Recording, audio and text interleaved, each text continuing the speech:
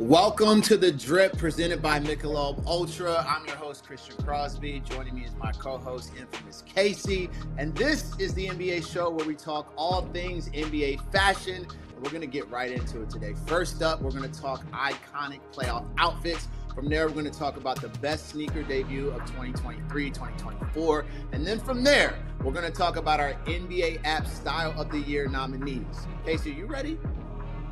I'm so ready. I was born ready. Are you ready? I'm ready. All right, let's get into it.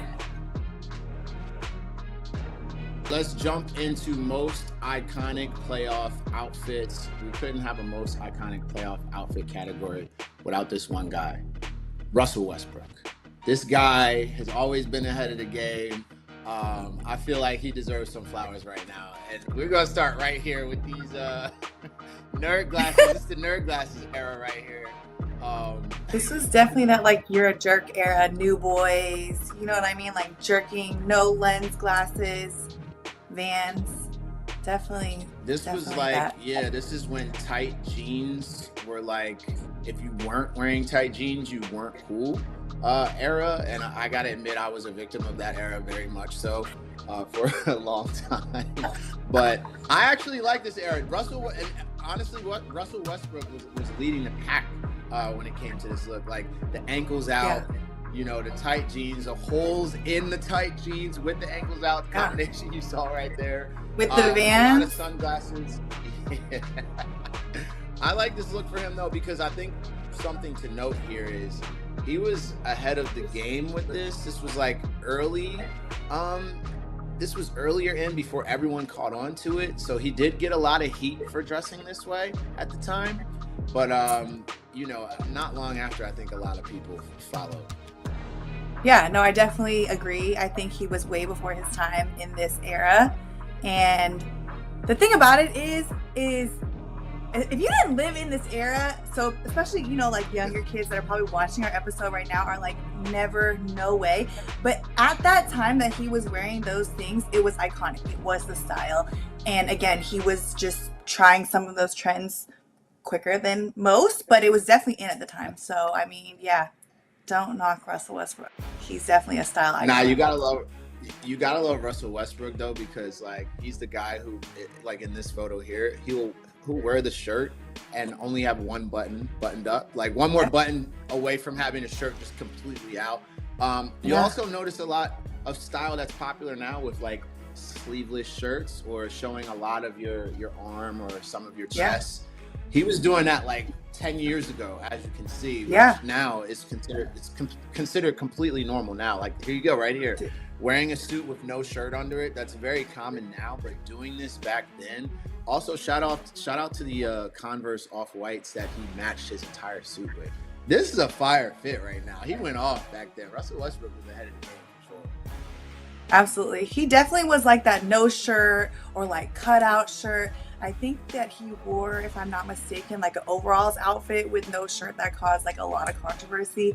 And then some like cutout, like crop type of, you know what I mean? Which is like what everybody's wearing, like the cropped shirts, like the football players are wearing that. Again, Russell Westbrook, very much ahead of his time. And I think, you know, people need to really respect him as a style icon. Facts. Big shout out to Russell Westbrook. Next guy goes by the name of LeBron James.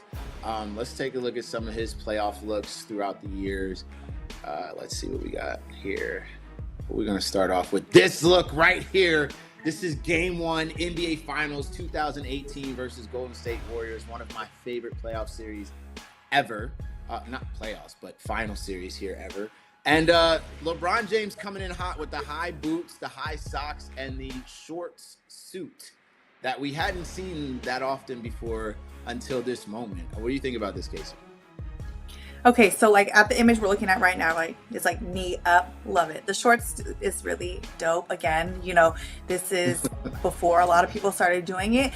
I don't not know. And again, I have to put my mindset back in 2018, right? But I'm like, the high socks and the shoes are just throwing me off. And it's really reminding me of that berries and cream. I don't know why. I'm so sorry. And if you know, you know. But I mean, like, if I'm recovering. You guys, if you do not know, berries and cream. I don't know. Yeah, that song. Anyways, but yeah, if I go from like knee up, I know something's wrong with me. There's something wrong I with like the short, but the shoes and the socks are really throwing me off. 2018 or not, I can't really get jiggy with it. So I might be a little biased. I'm a huge LeBron fan. I do remember this moment, and I do remember social media giving him, you know, he got killed for this a little bit. But I'm a fan of it because we've seen this now a million times since this moment. But before this moment, I don't think I ever saw it. So I like the fact that LeBron, even though he's like all eyes are on him, he still is willing to take risks. He didn't play it safe. And at a time like this in his career where, you know, everyone was talking about, is he great? Can he win an NBA finals? Like, you know, for him to just say, you know what, I'm going to wear a suit with shorts. I personally respect that. Would I wear it? Absolutely not. But LeBron did, and he pulled it off, in my opinion. No, I like it. Again, just the socks and the shoes are just throwing me off a little bit. But again, 2018 mindset, you know. All right, next up, we're going to go to the late, great Kobe Bryant. This is Game 4 NBA Finals against the Nets.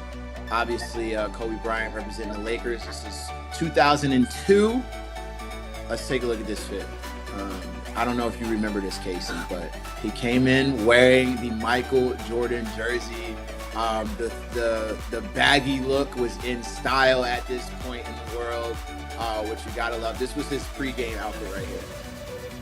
I love it. This is so iconic to me. And the thing about it is, it's like fashion always makes its way back around, right? Because it's like the whole baggy look is like coming back. The jerseys, you know, I've always been a big fan of like adding jerseys to like your everyday look, you know what I mean? And so this like oversized, and that little jacket short sleeve thing going on, I love it. This was like in that era of, I remember wearing like jerseys and I'd like wear them backwards and like baggy sweats, and you had to like throw that like huge oversized shirt on underneath. So definitely an iconic look, and you know, we love to see Kobe paying homage, and then obviously after game with Shaq. So absolutely iconic. There goes the Kobe Shaq duo that we all love to see. Shaq sharing a cigar with Kobe, but the pop collar is what does it for me. Yes, sir. Kobe Bryant with the nice shades on, clean with the studs in the ear. What an era. I think I love the fact that Kobe came in real confident, real swagged out, rocking Michael Jordan. And then after the game, you can see he was like, all right, now that I won, let me throw this jacket on and pop this collar quick. But just gotta love this era. It's also... Yeah. And little ombre Kobe glasses. loved those little shades. He always, I feel like he always wore those when he was feeling himself. You know what I mean? But you gotta love that. You gotta love it right there. That's an iconic fit. And here's James Harden. Now here's a funny story. Obviously, you know I'm in Philly. This is when James was on the Philadelphia 76ers. This was game 1 of the playoffs going against the Celtics in 2023. What makes this interesting, it's the same weekend as the Met Gala. And James Harden mentioned that because he couldn't be there, he still felt like he needed to show everybody that if he wanted to, he could be there. What do you think about this fit, though? What do you think? I love it. It's like, right, being like the Cookie Monster outfit, you know. I'm more of the grouch kind of Sesame Street girl with the green. But no, I love this outfit. I think it's pretty iconic. And I think that, you know, like you said, you mentioned that he's always in playoffs and it's always the same weekend as the Met Gala. And so I think that's really cool that he made his own little runway, you know, in the tunnel, his own little Met Gala at the playoffs. And so, you know, I love it. I think it's iconic, that whole really, really wide-legged pant, the texture, the different materials on the jacket. I think this is very iconic, and I think James does a really good job of being a statement, so to say. Yeah, no, I think, you know, looking at this fit, obviously you have to be a certain type of person to wear something like this and actually pull it off. So I'm going to give James his flowers, because this man is wearing like a blue bell-bottom shaped pant, different materials, fuzz, there's yellow, I think, or is that light green? I'm not sure. Some black leather there. It's a lot. It's really not something that you can wear unless you got a certain level of cool and confidence. And honestly, seeing him walk like in this clip right here, doesn't look bad. This looks incredible on James. I got to give him his credit. He's really he really knows how to rock the fits that no one else can rock. I think that's what really makes somebody stand out in the fashion world, is someone who really pulls off the crazy ones. This is crazy to me. But it doesn't look too crazy on James Harden, so I got to give him his credit for that for sure. Totally agree. All right, so coming up now, we're going to go through the best sneaker debut of 2023 and 2024 so far. That concludes our iconic playoff looks. I mean, do you have a favorite before we move on? Did you have a favorite from this? I don't know. Again, I'm trying to put my mind back in like the different eras. So 2018, 2002, 2023. I feel like that 2002 era with the baggy jerseys, I'm like a total jersey girl throwing that in, daily fits. And so I'm going to have to go with Kobe in 2002. How about you? Okay. I'd say Russell Westbrook. I think ultimately he paved the way for a lot of guys that you see now that are completely accepted wearing, a lot of wild or different or sleeveless outfits. So I think he took a lot of heat for it in his time and didn't care. So I got to give it to my man Russell Westbrook. But I agree with you though. I mean, nothing's greater than Kobe wearing a Jordan jersey. You can't really beat that. But got to give a shout out to Russell Westbrook on my side. Absolutely. All right, let's move on. It's The Drip presented by Michelob Ultra. And next up, best sneaker debut of 2023-2024 so far. Let's go. All right, let's get into this best signature shoe debut of 2024 and 2023 as well. First up, we got my boy Anthony Edwards. Big congratulations to him for getting his signature shoe. These are the AE1s with Adidas, which is, I'm a big fan of these right here, Casey. I would love to hear what you think about these right here. No, I love them, and I've actually got the pleasure to try them on and wear them. I did wear them to a game, so I have not hooped in them, but they were super comfortable. They're really light. I know that they look, to a lot of people, the number one question I got when I posted about them was like, are they heavy? Are they chunky? They're a pretty narrow, slender shoe, and they were not heavy at all. Again, these are definitely like a basketball shoe, so would I typically wear them off the court? Not necessarily, but it was definitely a comfortable sneaker that I could walk around in, and I definitely could see myself hooping in. And the colorways have been really amazing, so it's really cool to see Anthony Edwards getting a deal like this with Adidas. Yeah, I would say this is huge for Adidas. They have guys like Harden and Trae Young. To get a young guy like Anthony Edwards, who hasn't even hit his peak yet by any means, who's got that cool factor to him, just like a guy, like Trae Young and Harden. This is huge for Adidas, who I think is in a position where they need a guy like Anthony Edwards, especially in the basketball world, and they nailed it to me. These have his personality. I haven't worn them like you have, Casey, but shout out to Adidas for getting you too, Casey.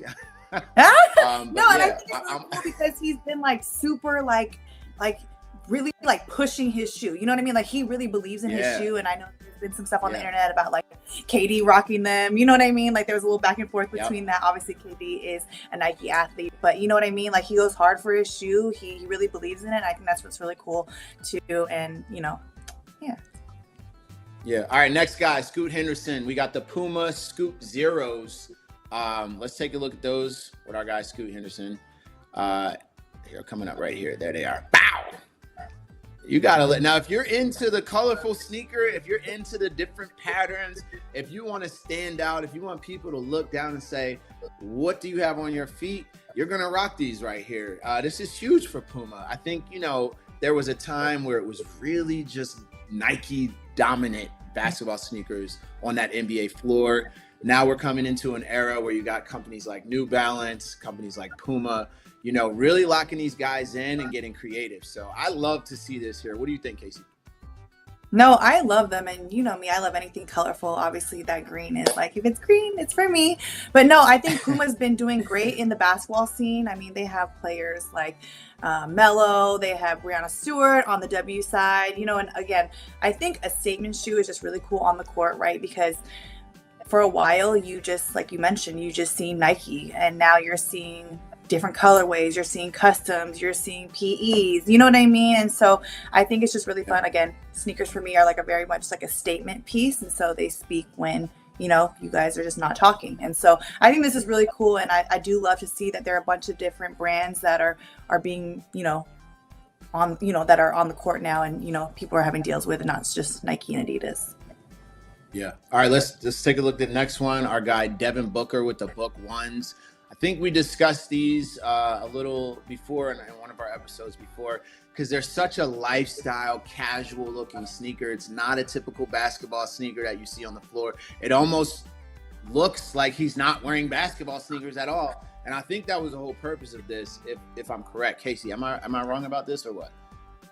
No, you're correct. I think he mentioned that he wanted these to be definitely something that you could wear off the court, like you mentioned, a lifestyle sneaker. And I think that on this side, you know, we've seen so many times with like Jordan, right? All of his shoes were made to hoop in, but everybody wears them off the court. For me, Yeah. and you know what I mean? This is more of a sneaker that I would see as a lifestyle sneaker that people then took to the court. You know what I mean? So kind of like the reverse effect of what Jordan's did. I don't know if I'm a huge fan of these. Again, definitely a player that's, you know, super behind his sneaker and why he designed them the way he did. I think some of the colorways are really cool, but for me, it just doesn't do it as a basketball sneaker, but I definitely could see it as, again, really more so like a lifestyle sneaker. Yeah, no, I agree. I think the reason why I love these so much is what you said. Devin Booker is behind this shoe. I see him wearing it on the court, but I also see him wearing it in his everyday life. I don't really want to buy a sneaker from a guy who's not even wearing his own sneaker. It just doesn't feel as genuine. Right. So to know Devin's actually living in this sneaker every single day, whether he's playing basketball or just living his everyday life, I respect that. I love it. But I also agree with you, Casey. For a basketball sneaker on the court, not the biggest fan of the look, but outside of that, I'm rocking these. So great job to Devin Booker. I think that was the purpose of the sneaker. Last but not least, WNBA superstar Sabrina Ionescu with the Sabrina ones. Let's take a look at these Sabrina ones. And yo, so good. Can we talk about how fire these sneakers are? So good. This is a big deal. It's been a while since we had a WNBA player get such a huge sneaker deal. And as you can see, to me personally, and I'm not just saying this because it's cool to say, these are fire. These are absolutely fire. You see a lot of WNBA players wearing them throughout the season. What are your thoughts on this, Casey? Yeah, and not only just WNBA players, but you also see a ton of NBA players rocking these. I really love that eye on the back of the sneaker. I think it's very much like a statement piece. The colorways have been amazing. The silhouette is amazing. I think everything about this shoe is just great, and I can't wait to see what she has up next.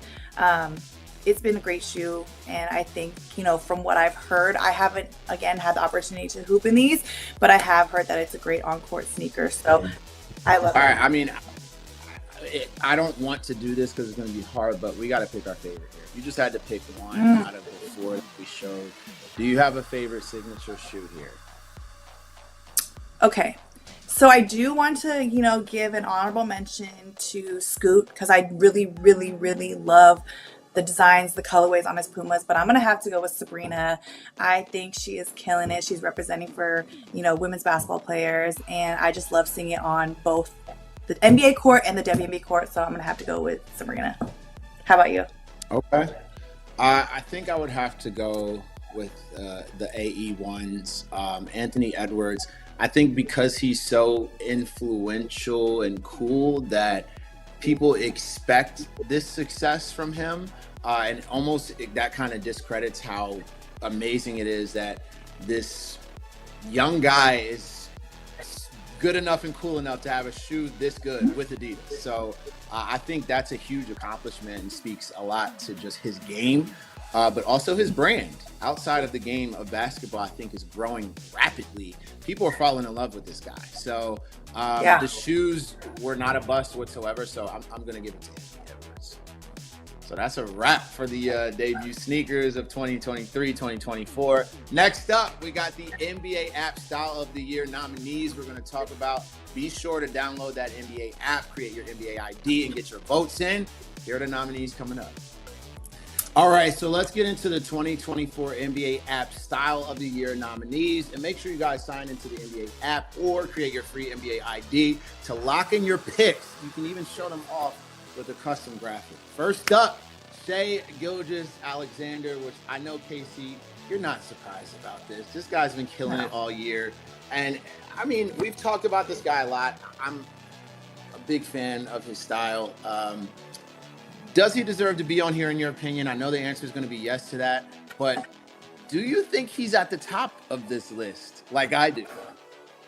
Absolutely, for sure. I mean, I don't really think we can talk anything NBA fashion without mentioning Shea's name. I mean, he has showed and proved that he is truly a style icon. I think for his era, for his time, I think he's very much like a Russell Westbrook. And of course, looking at the two side by side right now in a 2024 mindset, you're like, no way.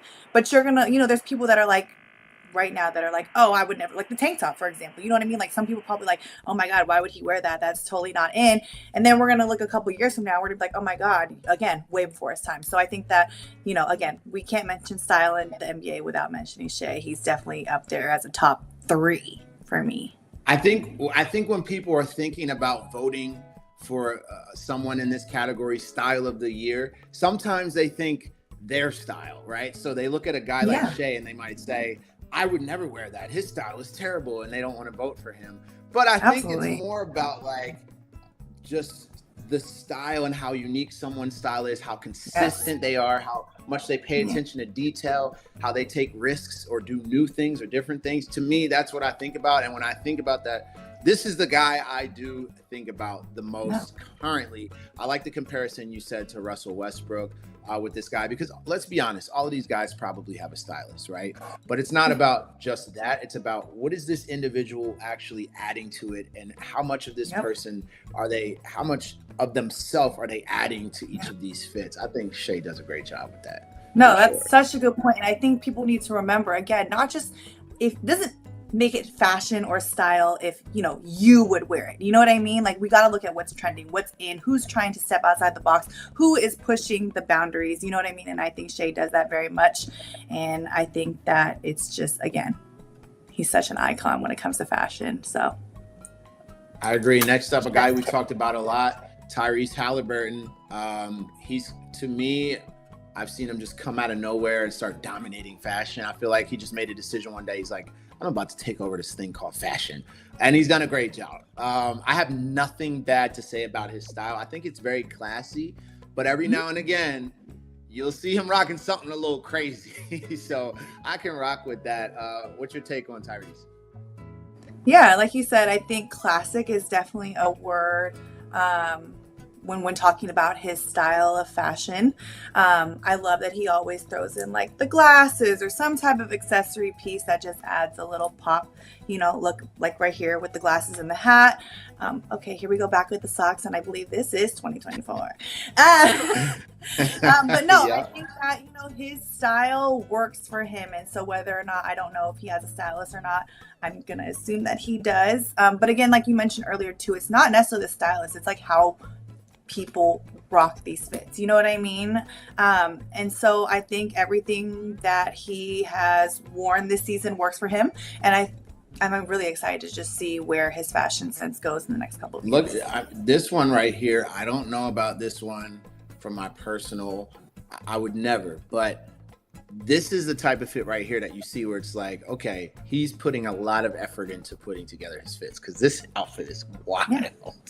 I love it though. I think it's really great that he's doing that. All right, next up, Jordan Clarkson. And as we're talking about stylists, these guys, we're friends with a lot of these guys. Just because you have a stylist, they give you kind of like either suggestions or they'll give you a fit to wear, but then it's up to you to decide, are you going to go with that fit? Or are you going to add a different pant or a different top or a different undershirt or different accessories that were suggested? So regardless of a stylist, it's still up to the individual. This guy right here, I really like the way he dresses. It's a little more edgy. It's a little more out there. It's a little, a little less classy and a little more, what word would you use, Casey? It's hard because I feel like he has such a wide range when it comes to style. You can say eclectic, you can say different, you can say a trendsetter, you know what I mean? Like he's very much in that box with Shea, and I don't even want to say box because they're absolutely not in a box when it comes to fashion. And then just going back to the stylist point, right? there are levels to stylists, right? There's, like you mentioned, these players and just anybody in general that has a stylist have a lot of input in what they're wearing. They pick from a wide range of things, and a stylist usually just enhances someone else's style of what they already have. And so let's not discredit anybody that has a stylist, because there's a lot of work and input that goes into the outfits that they do end up choosing to wear. You know what I mean? And so back to Jordan, I think, again, style icon that maybe hasn't been talked about a lot recently just because of players like Shea. But he puts that on. He does it for me when it comes to the fashion game. I agree. He's one of my favorites for sure, if not my favorite out of this lineup of guys. Next up, we got our guy, Devin Booker, who he does wear beanies a lot. So he's part of the beanie gang. You know, I love beanies. I think Devin has found a way to keep things simplistic, to keep things calm, but to always somehow, some way stand out amongst everyone else. Mm-hmm. I don't know how he does it. If you look at all of his fits, they're always pretty, safe, but somehow, some way he finds a way to make it more than larger than life. And I don't know how he's done it, but he's done it really well. What's your take on Devin Booker's style? Yeah, for sure. I think that he definitely has his own style to him. I wouldn't necessarily call it unique, but I would definitely say that it is truly Devin Booker. You know what I mean? I think he plays a lot with sizing, with, dimension, things like boxiness and bagginess. And then you see a lot of comfort, but then you see, very well, like put together things. He, like you mentioned, beanie hat gang, definitely much so. But I mean, I think his style, like when you think of Devin, and then again, you think of like his shoes, the Devin Bookers, it's just very much him and his style. I couldn't agree more with that. Last on this list, Jason Tatum, who we've talked about almost every single episode because this man is crushing in the fashion game. I think he's another guy similar to Devin, who I think he does take more risks, I would say, than Devin Booker. But I think he's got this nice, like, clean class to his style that I really enjoy seeing. And that's why I say similar to Devin Booker in that sense. It seems like he does kind of play it safe more than less, which I like. But I would love to hear your take on him, because I'm interested to hear what you have to say about his style. No, I agree. I think the words you use to describe Jason's style is very much that. I do think that he almost does things in such a subtle way, and he just, like, his aura about him is just like chill, relaxed, kind of quiet, even though that's like not his game on the court at all. You know what I mean? But everything is like, it seems so subtle, but if you pay attention to the details in his outfit, whether it's the material, whether it's the colors, whether it's like the style, those things like that, like, you have to really appreciate his fashion sense. And like you mentioned, he has been in those conversations of top players. So sorry, I cut you off because I just got a little too excited. That's my bad. It's okay. It's okay. I mean, he does that for us, right? When it comes to fashion. I'm putting the pressure on you, Casey. It's time for us to choose our who we think should win the Style of the Year vote through NBA app and NBA ID with our fans. Okay, I'm going to make you go first, Casey, because I don't have my choice yet. I'm sorry, but I'm putting you on the spot. Who wins it out of this lineup? Who are you giving it to? That's okay. I wish I had like a little drum roll to go with it, but for this lineup, I'll give you some balloons. Watch this. Here you go. Right? Oh my god! Here we go. Oh, it's some confetti. It's confetti. It's confetti. Here's some balloons. Don't have there you go. We need to talk to production about this because this is not fair. Okay. Anyways, I will create my own little effect. This is your laptop. Yeah, I don't know what's going on. Anyway, so okay, I'm gonna go with Jordan Clarkson. Okay, Jordan Clarkson for me is going to be my most fashionable player of the 2023-2024 regular season. I just love how different, his style is and how he steps outside the box, again, pushes the boundaries. Love the dimension in these outfits, and dimension is really big for me when it comes to style nowadays, so I'm going to have to go with Jordan Clarkson. Boo, boo, boo. All right. I'm going to be completely honest. When I first thought, who am I going to choose? I thought Jordan Clarkson. But to make this show interesting, since you stole my pick, You know who I'm gonna choose? Shai Gilgeous-Alexander, man. That guy is super fly. It wouldn't be fair not to give him his flowers. This man has been crushing the fashion game. I think the reason why I put him at the top is because he's a little ahead of everyone else. I see him doing something first, and then I see everyone else doing it.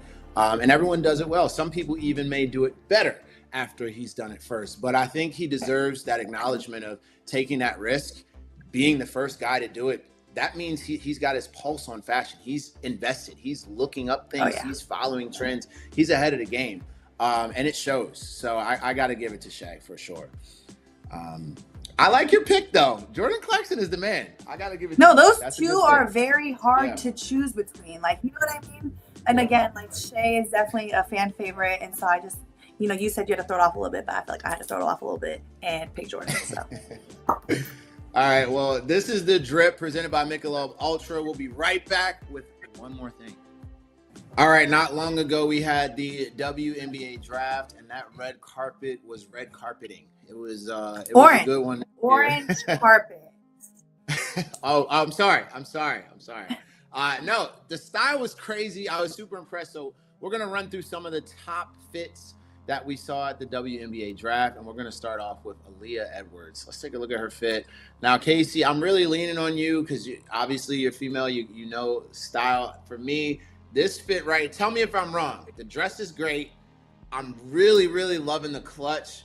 It's a basketball clutch. I think it's bedazzled as well.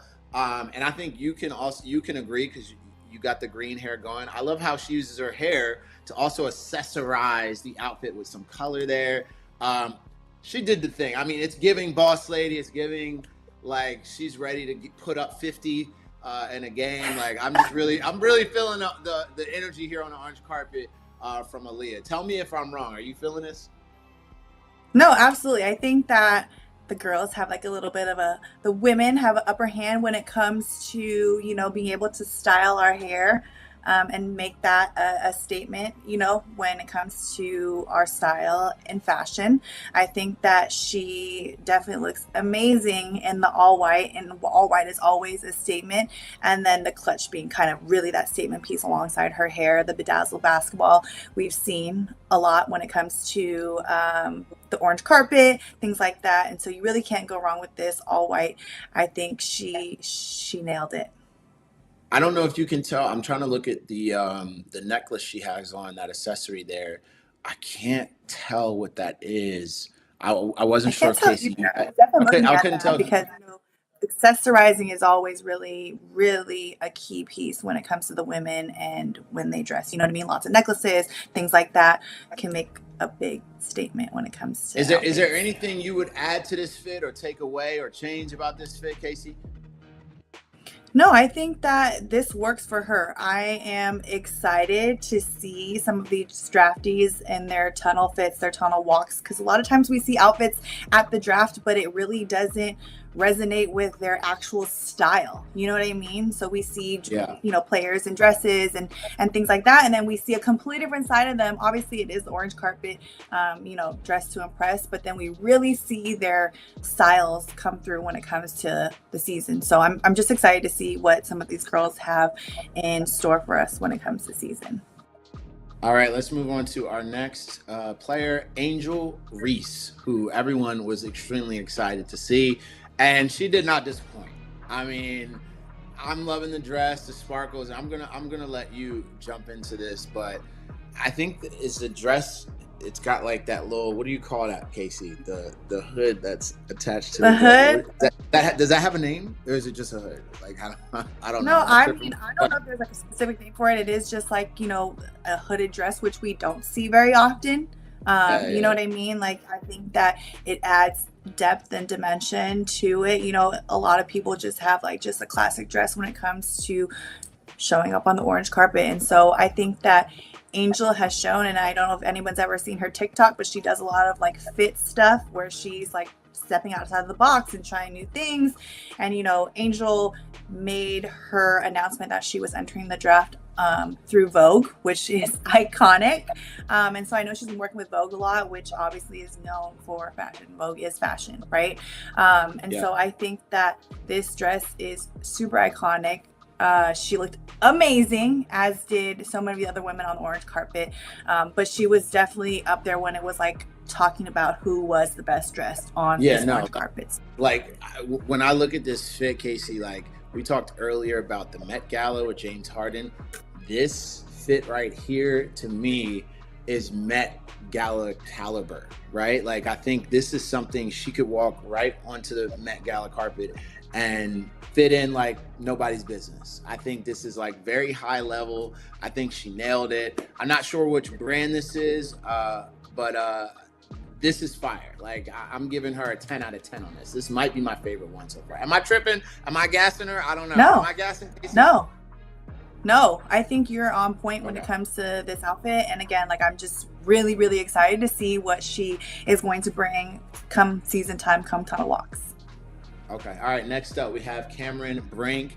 I believe this fit is courtesy of Balmain, which that's a flex within itself. But got a lot of leg action going on here. Yes. We got the white and black dress, and I'm not sure what this little thing is there to kind of top it off there on her left shoulder, but I'm loving this. I am loving this look. I think everyone so far that we've shown absolutely nailed the orange carpet. Casey, give me your take on this. I love this. And so, we do see this high slit here, but it's still so classy. Everything about it, from that like slick back, wet hair look, you know what I mean? Like off the shoulders, has a little bit of shoulder action. The cutouts are perfect. Like you mentioned, it's Balmain, iconic. And I think that, again, when it came to like talks of who was best dressed on this orange carpet, it was like her and Angel Reese were people were going, defending either of them because they just did such an iconic look on the orange carpet. I love this outfit. I think she looked amazing. It was elegant, it was classy, but it was also edgy in the same sense. I do agree. I think what I was going to say was I really did like the mixture of like edge and class. I think she nailed it here. I think where I lack knowledge is like what makes a dress good, what makes a dress not good. And so I was hoping to rely on you a little bit. My question for you was going to be just, when it comes to the dress game, right? Like when it comes to a dress, like what about this dress makes you go, I love this? Is it because it kind of mixes the edge with the class, or is it how it's cut? What makes a good dress, and why is this one so good?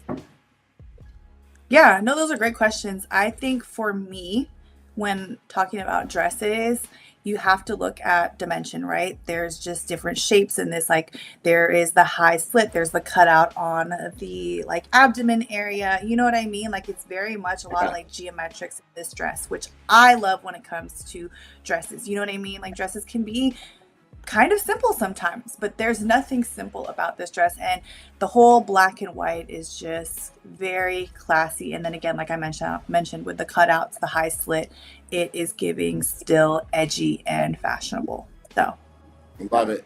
Absolutely love it. All right, we have one more. Could you guess maybe who we would possibly pull? Who could it be? Who could it be? Caitlin Clark coming in hot with the Prada fit. Now, we got to discuss this fit a little further because there was that report by Bleacher Report. Casey, I'm going to let you tell it, but I don't know if it's true. It just doesn't seem like it's true to me. But Caitlin Clark, I mean. Fact or cap, right? I would say. No, yeah, Bleacher Report. So Bleacher Report says that this is the first WNBA and or NBA player to ever wear Prada on the red carpet, or in this case, the orange carpet.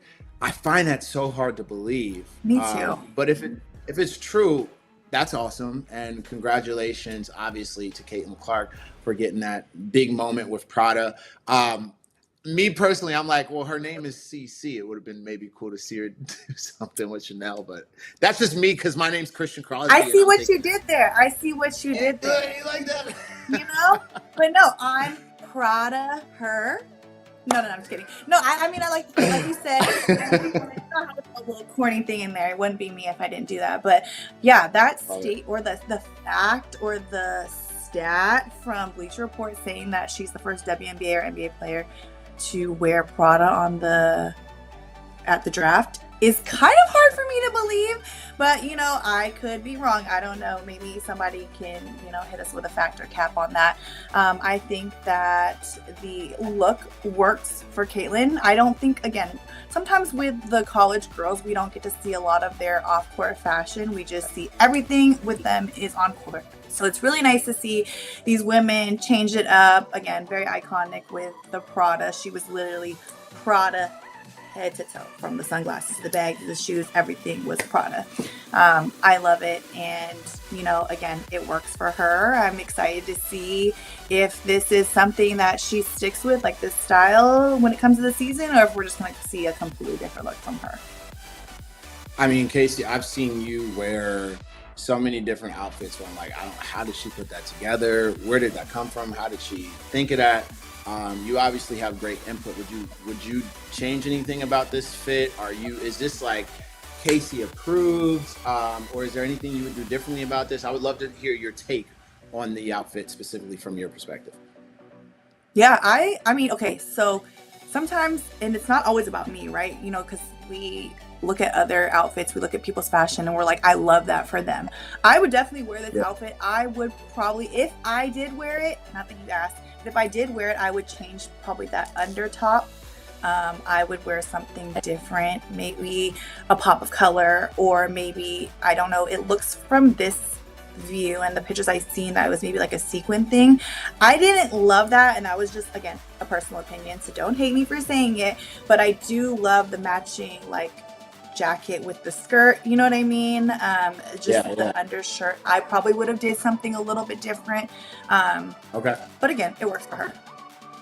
Yeah, I mean, not that my opinion probably matters that much, but I love this fit. I think that she nailed it. I saw clips of her when she was first arriving to the WNBA draft, and just her energy, her confidence. You know, a lot of people have a lot to say about her game, and you know, when you finally get to that status where everyone has an opinion about you, sometimes you can notice someone's demeanor change, or even you'll see them play it safe, or you know, try not to trigger a big talk. And I think for her, she came to the draft and did what she wanted to do.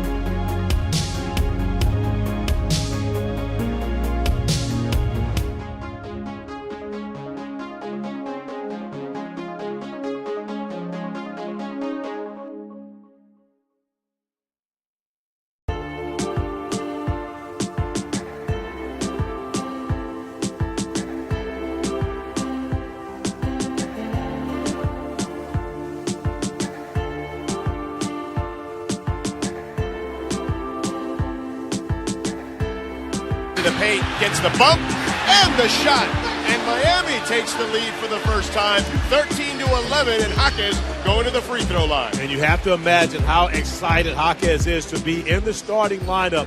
The trust that Eric Spoelstra and the Heat organization have shown in the rookie, placing him in the starting lineup in such an important game, and Jaquez answering the bell early. The foul is on Kobe White. Jaquez gets the free throw to fall. The youngster, the rookie from UCLA, who's had a very good season this year for Miami. 14-11 Heat, 8 minutes to go in the first. DeRozan. Bam Adebayo guarding him. He drives to the elbow, pull up, mid-range. Thought he got fouled, but Bam got a piece of it. It was an air ball. Caleb Martin weaving through traffic, kicks it to the corner to Jaquez. Three ball is on the way, and Jaquez hits another one. Miami extends their lead to 8 for Miami. DeSumo on the left wing, kicks it up top to Caruso, now to Kobe White. White at the top of the key, guarded by Jovic, trying to cross him up, step back three on the way, misses, rebound Adebayo. Look ahead to Jovic. Jovic goes up for the layup, gets it to go. Miami up 19-11. Billy Donovan has seen enough, he calls timeout. Bam channeling his inner Kevin Love, the full court outlet pass for the layup. And the Miami Heat off to an excellent start here. Miami 8 for 9 from the field, an 8-0 run there. And with 7:19 to go in the first, the Heat leading the Bulls 19-11. You're listening to the NBA Play-In Tournament on ESPN Radio and the ESPN app, presented by Indeed.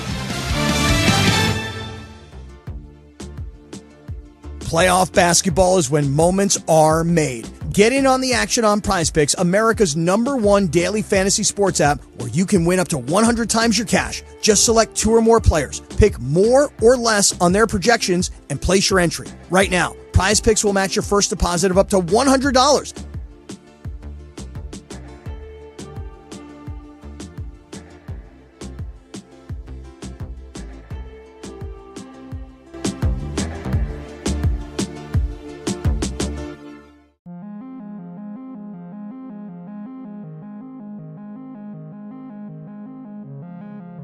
Just download the PrizePicks app and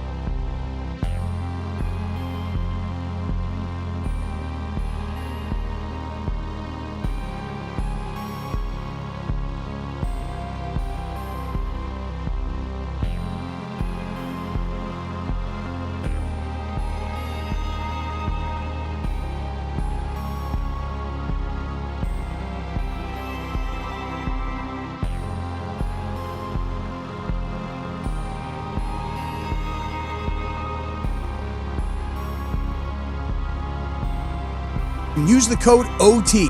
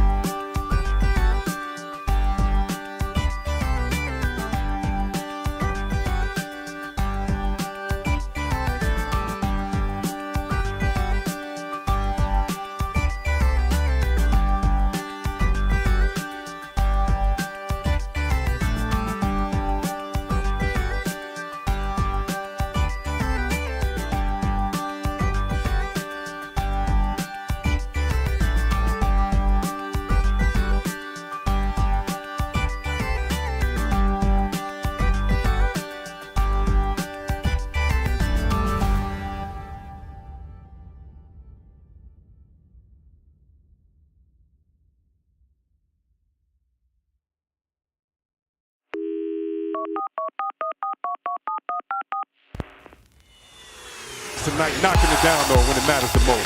3 fourth quarter time. 7 fourth quarter lead changes. Duncan inside. Great position on Griffin. And a nice little screen right there by Tony Parker, getting in there with the trees. Getting this big fella a little bit of space, knowing he can't jump over defenders like he used to. Duncan with 23 on 15 shots in 33 minutes. Redick another three. Good!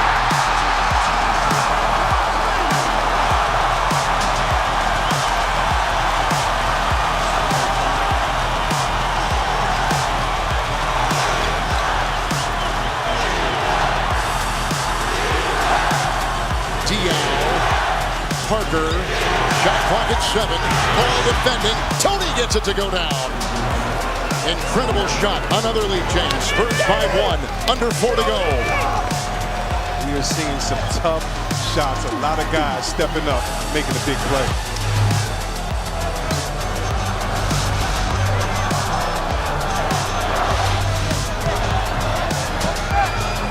Clock down to 5, Blake Griffin defended by Duncan. Blake the drive, knocked away by Duncan. And a foul has been called inside. Green came low, Duncan on top. The foul on Duncan, number 3. 2 plays ago, you can't tell me Redick is not feeling it. The dribble, the pump fake off the dribble, knocking that down.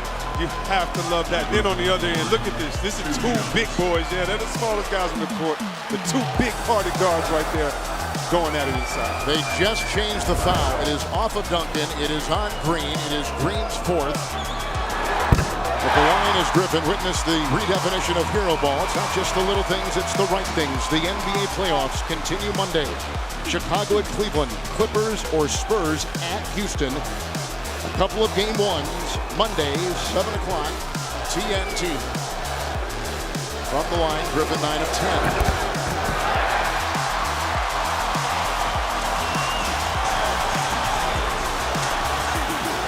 7 in the 4th. Griffin at 24.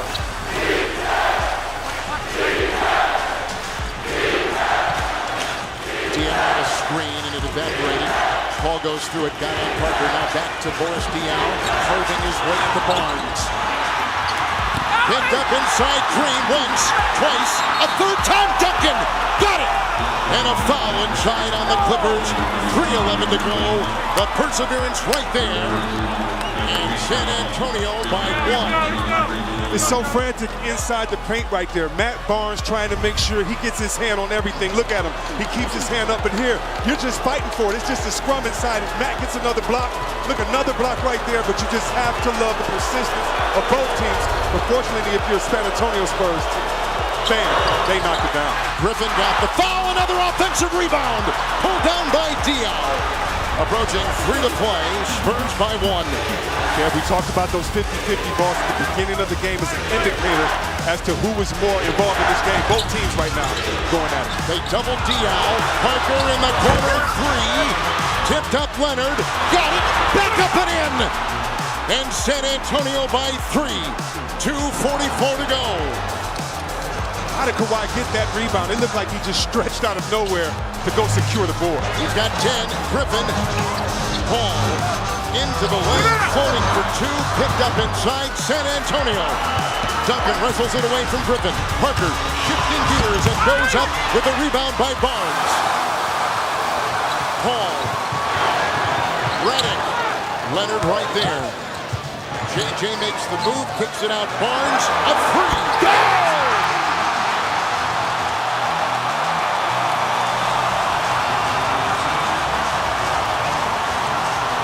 17 for Barnes.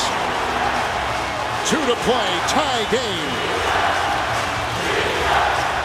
Diaw against Barnes. Diaw in the paint, across the lane. Barnes gets the loose ball, and Paul the other way.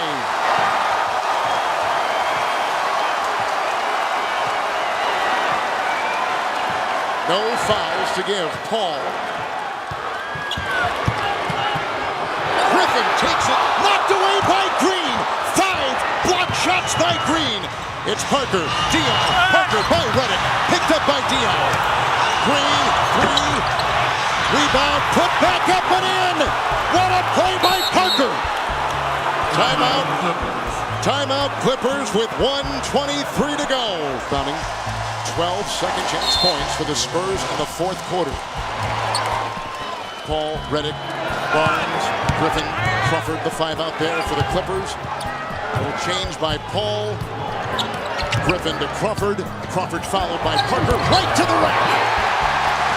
A slashing move by Crawford. Another tie. We've got 12 in this quarter. 12 ties in this fourth. It's Leonard. Griffin with the rebound. He's got 13 with 24 points. No fouls to give. Spurs have 3 timeouts. Clippers have 2. Chris Paul is going to keep the ball in his hands, making sure whoever shoots the ball is a pass directly from him. It's Paul. Griffin. 20-footer. Rebound Barnes. Timeout Los Angeles. Every shot. Every second. Again, no fouls to give. It's Griffin and Paul. And they got Green on Paul. Crawford reverse the switch. Tony Parker. Shot clock at 10. It's Paul. And a foul. And a foul on San Antonio. Duncan, his third.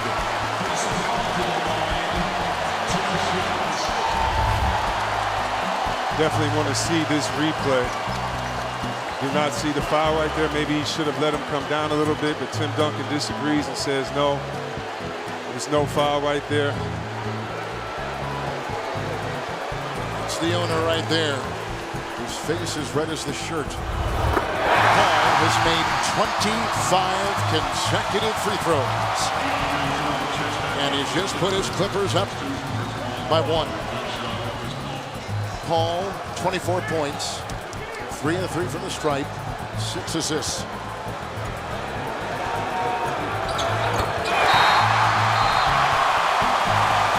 Couple of beauties, 2-point lead.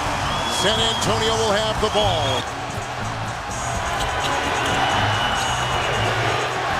Marco Bellinelli, this is a pass inside for Duncan. Knocked away by Barnes. And a foul. And a foul. Duncan 3 of 6 from the free throw line tonight. Regular season 74%. Duncan in the playoffs 54%. He can tie it with 1 more. 8.8. 2 San Antonio timeouts, 1 for the Clippers. No fouls to go.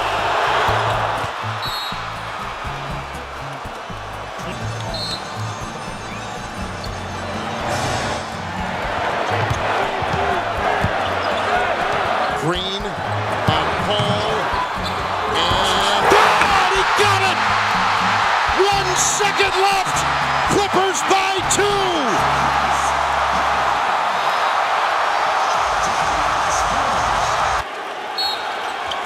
Gianna inbound. Now they got Jordan in front of him. Inside, Leonard knocked away. Barnes!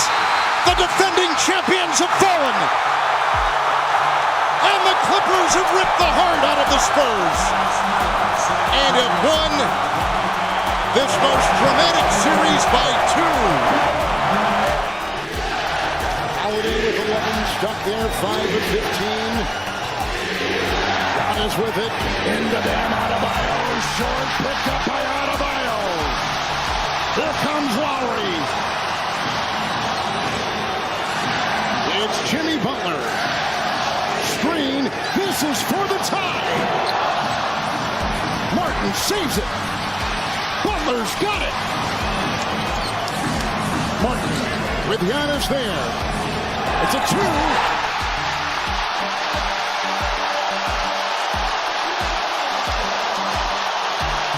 1-point game.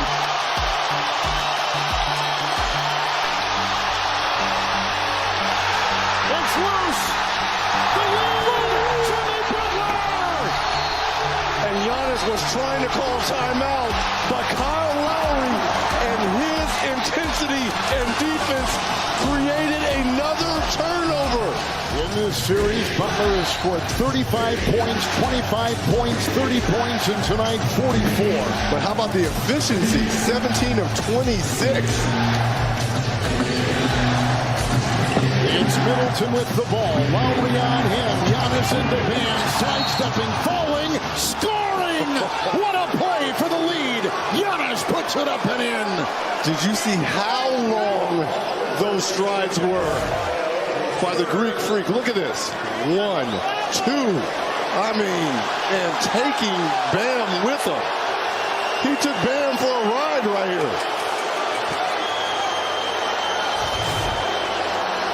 1 of 3 from the line. Miami has 15 wins this season after trailing through 3 quarters. It's the most in the NBA. Like you said, they've been hanging around, and sure enough, moments ago took their first lead. But Giannis will try to make it a 3-point play, and does. And Milwaukee's lead is back to 2.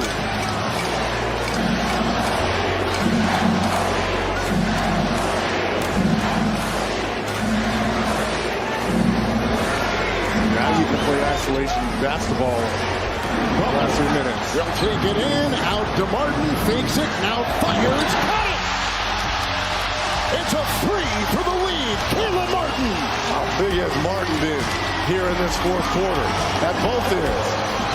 10 points in the quarter. Middleton slips, saves the ball. Holiday the leaping catch. Step back, triple, pulls out. And now Milwaukee's recaptured the lead. Oh my goodness, this is becoming an old-fashioned shootout here.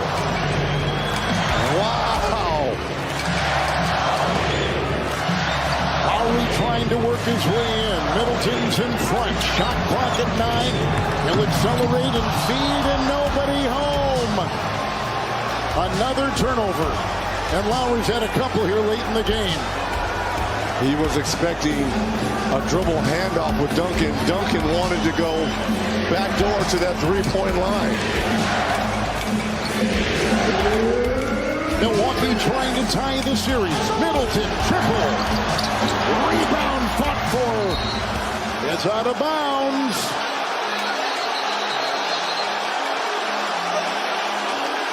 It is Miami's ball.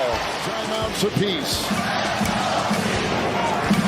In the 8 seed, go up 3 games to 1 on the 1 seed. Butler's got to go quick. Butler does. Sets up over Holiday. A hand on the cocked right shooting arm. Holiday picks up the foul. Playoffs. There are few players that are playing at the level that Butler has played in these playoffs. In my open, I said he's arguably the best player early on in these playoffs. You can put Devin Booker's name in there, De'Aaron Fox, but Jimmy Butler certainly at the top of everyone's list. To tie. And clutch on top of that, right? 2 ties, 4 lead changes. And the Bucks with the ball. And not a soul sitting in their seat. The Gumbo to Lopez, and he'll slam it with the flush, and it's a 2-point puck lead. There's just no size out here for Miami. They've got to play small. And every time Lopez is going to roll down the middle, you've got a guard rotating over to him. He doesn't even feel him. 46 points for Jimmy Butler. Sets up on 3. Good! Why not? Why not, Jimmy Butler? Butler's got 49 points. 14 in the fourth quarter. Giannis drives, spins, fires. No!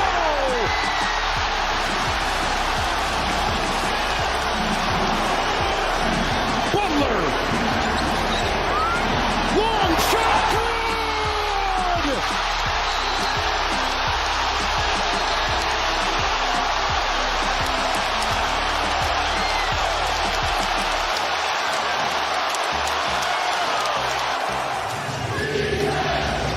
Scores correct. Giannis with the ball. Outside, Holiday lost it. Pickpocketed by Lowry. Lowry stole the ball. Jimmy Butler the other way. Fouled. Teams in playoff history have come back from that kind of deficit. But this is an 8 against a 1. And Butler's got 52. The Bucks led it 101-89 with 6 minutes to play. How many does Jimmy Butler have? 52 points. Of the 113 points. It's been as great a playoff performance as we have seen individually by Butler. And it's 53 and counting. Connaughton and Giannis Antetokounmpo with the triple-double. Galloping the other way into Bam Adebayo. No! Rebound by Butler! It's Butler to Bam. Holiday the foul. 32 seconds to go.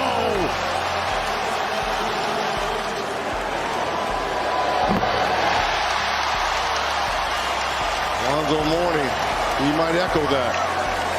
I'm not talking about player. I'm talking about greatest single performance in a playoff game.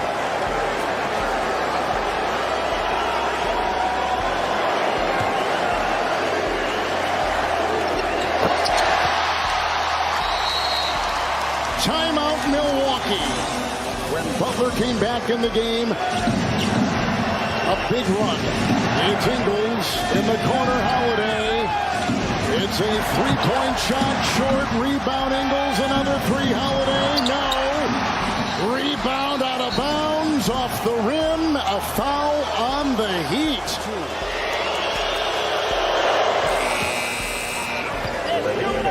Love will come in the game for the first time in a long time for Miami.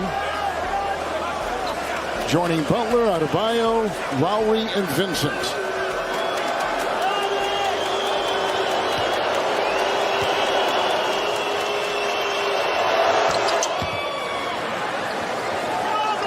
The last 5.5 minutes, a 27-10 Miami run. Full court Buck pressure. It's off to Vincent, now Lowry, and ahead to Butler. Foul by Allen.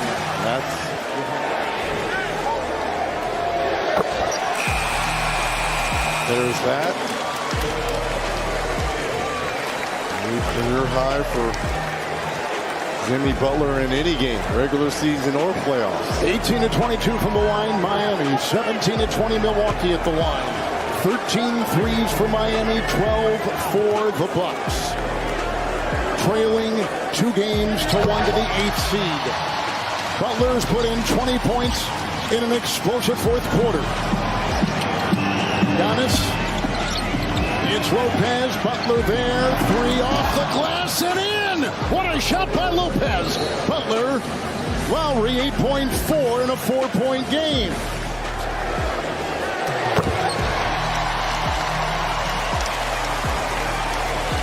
Milwaukee with a timeout. And Miami with a timeout. And Butler from the line is 15 of 17 tonight.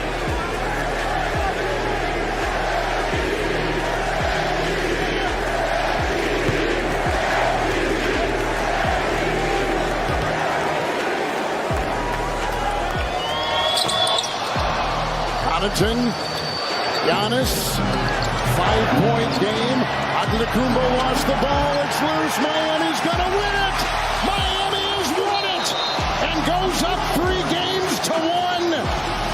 And the #1 seed is on the brink of elimination. But Jerry Neary shot over 80% on the line.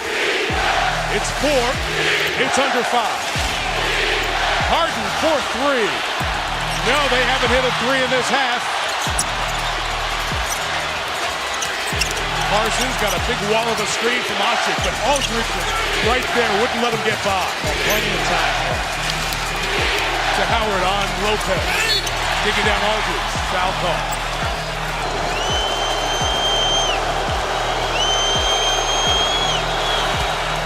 Hubie, I just want to point out at 4:34 left, team fouls.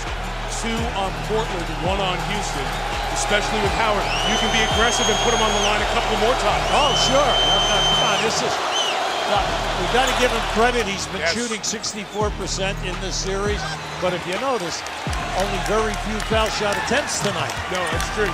And the hack of Howard that Stotts went to flipped the tone of game 1 of this series. You just want to be careful, but you can give the foul here early on. Howard wanted the 3 seconds on Lopez. Matthews will take. No good. Trip kept alive by Aldridge. Said, get away, I got Asik. But Asik knocked it out of bounds. Everything in this half on the offensive rebounding is at Portland's favor. At the other end, Houston is not getting the second shot opportunities. Portland continues to get the long rebound or even out-hustle Houston in the paint. Aldridge start drifting over to that left wing. Here he comes for it. See, here's that track. Here's that track. You got to move it. Matthews to Aldridge. Rebound by Parsons. Houston can tie or take. Under 4 remaining. Season on the line for the Rockets. Back to Howard. Facing. Puts it on the deck to double comes. Howard. Fouled by Lopez. See the panel delay a little late on the call, but he was definitely fouled on the shot. 2 free throws fouled in the act. 3 on Lopez. He's got his left arm. Well, you can see a lot of pressure on Howard to make the big play for them out of the posted area. And if you can't make the play, then you've got to get fouled and make the foul shot. Nice.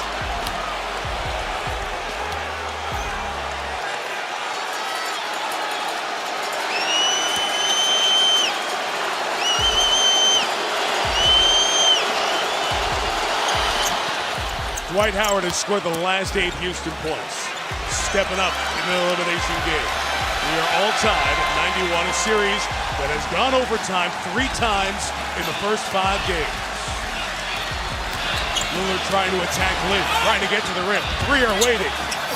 It's tipped out by Asik to Parsons. Now, looking for Howard now. He's underneath. Harden goes to the basket. Found Lynn in the corner. He's lucky to get him 2. Sloppy pass again. ISO. Matthews trying to give some help. Howard goes. And Matthews dug it away. 6 to shoot. Great defense in the helping cause by Matthews. Their second half. Only 1 fast break basket has been scored in the half. They try that lob to Howard that they run off, and he catches and finishes. Now, come on now. Up, catches it. Down, up with the left hand off the glass. They usually run that out of a timeout. It turns into a lob. They were able to get that on the Parsons pass. The last 2 defensive possessions down here, Dwight Howard has been all over the court. Matthews over Asik, fouled by Asik. And Omer now has 5. They're going to take Asik out after the first free throw. Maybe not. Let's see. Matthews a miss. Wow. Just the second Portland free throw miss on the night. 19 of 21. He's missed them both. Like during the season, all 5 starters for Portland shot over 80%. That's hard to do. You very seldom ever see that. It was interesting. McHale was talking to Terrence Jones, getting him ready to come back in the game. He was going to take out Asik, and then decided to stay where he was. No, he's going to stay. He's going to stay. He needs the physical. Right here now, if they have Aldridge, they switch. He can take him. Sure. Aldridge with the foul, and free throws coming.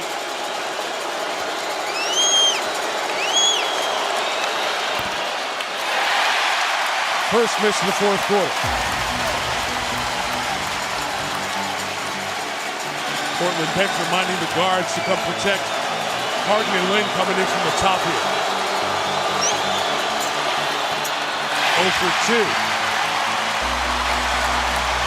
Right now, you'd like to see Lillard get involved here. You know, to take the pressure off the other people. Lillard works. Floater. Nope. Lopez! Wow. Robin Lopez been great in the 4th. Blazers by 1. 2:10 to go. In attack from behind. Harden looking for Howard. No more fouls to give for Portland. Working on Aldridge. Howard draws the defense. Lynn, shot fake. Takes it to short. Deflects to Howard, and 1! Howard somehow able to get the ricochet and a chance for the 3-point play.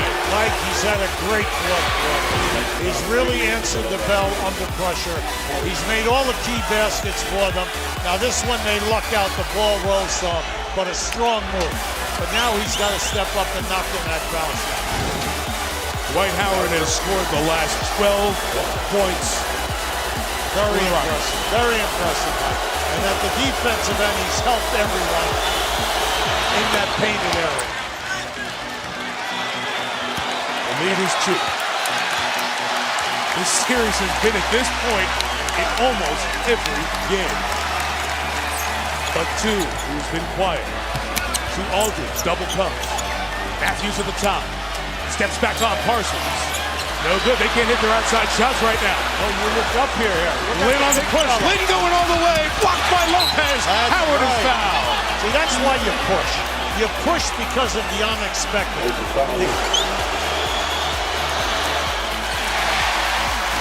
There's 3 of his last 4.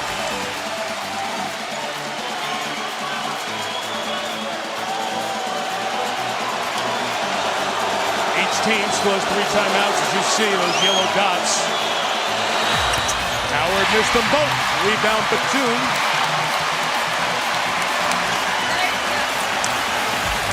Rockets lead by 2. Yeah, they foul to give. They want to play clear out right here. Well, Ashik has 5. He goes down.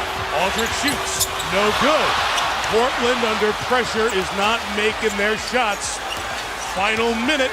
Houston trying to get back to Texas for Game 7 on Sunday. Now you got to play 2-man with these 2 guys. Harden's got to be ready in case of a double team for a catch and shoot. Howard back at 3 come to him. Howard a find of Lynn. Here's a deep shot. Oh, nope. Here go the other way. Offensive foul is called. When that long streak comes to an end. Lillard to trigger. Just a high screen and roll. On the switch, Howard picks up a 2. Full clock, Batum to the deck. He stops, tough shot. He hit it! Tied at 96! Now that was difficult. He's now 4 for 10 in the game. In Game 3 for the Rockets, he's in the corner. He just replaced Beverly. Parsons, Harden, Howard, and Lynn, the other Rockets. All tied at 96. Oh, they're giving him a clear out. It is Harden in the lane. Harden, step back take. Howard caught the air ball. Couldn't score. Rebound stayed. No. Duke Callahan on the baseline says Lillard was not established inbounds when he caught on the game, and 24 on the shot. Tie game at 96. Chandler Parsons takes it out near midcourt. Aldridge defends. It's in the hands of Harden. He's had a huge game. Matthews in his grill. We're down to 10 seconds left. Harden loses the handle. Got it back. Harden between the legs. Harden the jumper. Off the rim. No good. Lopez tried to keep it. Parsons scores with 9/10 left. Somehow he found it. And the Rockets lead. Unbelievable. 9/10 left. A 3 wins the series. It's Lillard. He got the shot off. Lillard, good! Good! And the Blazers win the series for the first time in 14 years!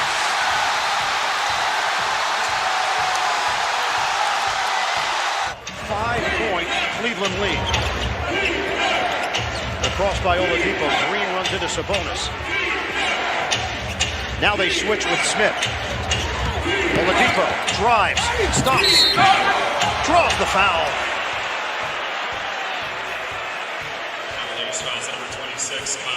It's Kyle Korver. His second, team's third team foul against the Cavs. See Kyle on the weak side, he comes in, but Oladipo jumps backwards. Kyle takes the swipe there, and I think just with the body, knocks Oladipo. Oladipo 6 of 7 at the line tonight.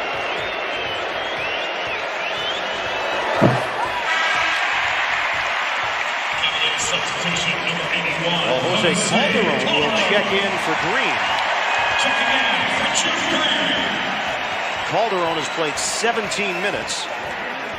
He played 19 minutes on Sunday night in that 104-100 Cavaliers victory. Oladipo.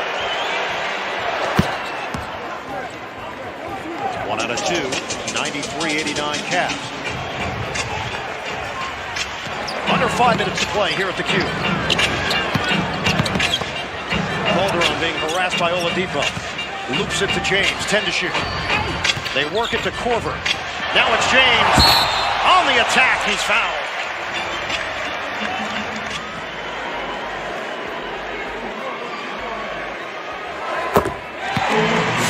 Points.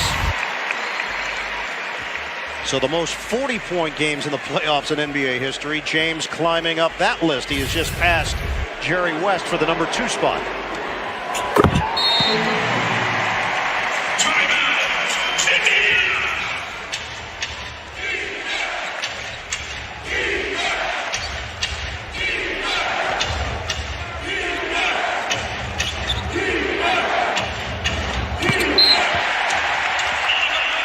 All right, Ernie, turnover by Indiana out of the timeout, trying to feed Sabonis underneath. And that bullet feed out of bounds.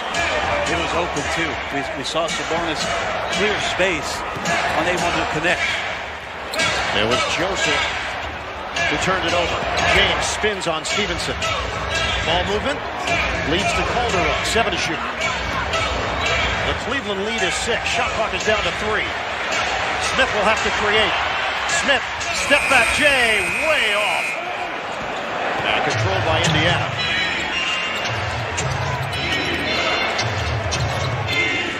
Sabonis, too high. Back-to-back turnovers.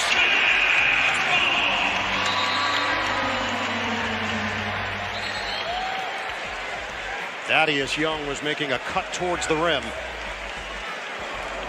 And that is 17 turnovers for Nate McMillan's squad.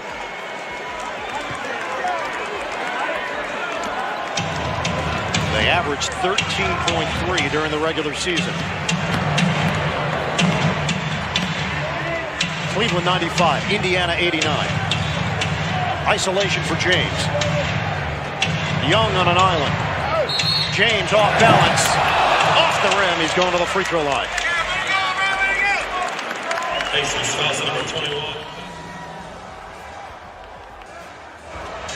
All right, EJ, James, the foul was called on his rip move. So Cleveland with 15 to shoot. 3:22 on the game clock. They lead by 6. Double up on James. Love, pump fake, fires. No good for 3. Joseph up high for the rebound for Indiana. Really good help by Bogdanovich to come over and stunt and delay so Sabonis could come back and challenge as well. Extended minutes for Corey Joseph playing in front of Darren Collison at the point. Joseph gives up his dribble, 7 to shoot. Young darts towards the rim and flips it in. So important for Indiana to not think that Victor has to do everything for you. Let him be the distraction on that play. Great read by Young to sweep in on the weak side cut. 95-91 Cavaliers, 2:35 to go. Shot clock winding down. Calderon, short, long rebound, Oladipo. One and done for Cleveland. You can't take it all on, Bird, if you've had a night where you're 2 of 14. And I'm not saying you can't be involved, but pick your spots. Indiana has 40 points in the paint. Bogdanovich a 3. He knew he missed it right away. Follows, gets to the spot, dumps it inside. The easy layup for Young. Heads up play by Bojan Bogdanovich. And again, Victor seeing the double, get rid of it. Defensive breakdown there for the Cavs. In addition to the paint points, the Cleveland starters have no blocks. We are under 2 minutes to go in a 2-point game. James met by Sabonis. 2 on the timer. James fend off the fade. Off the mark. Oladipo the rebound. Indiana with a chance to tie or take the lead depending on shot selection. Cavaliers have missed their last 5 field goal attempts. A minute and a half to play. Cleveland up by 2. Joseph peeks at the clock. 5 to shoot. Joseph makes his move. Step back, Jay for the tie. No good. Tip, no. Knocked to the outside. Out of bounds. Indiana holds on to it. With 1:19 to play.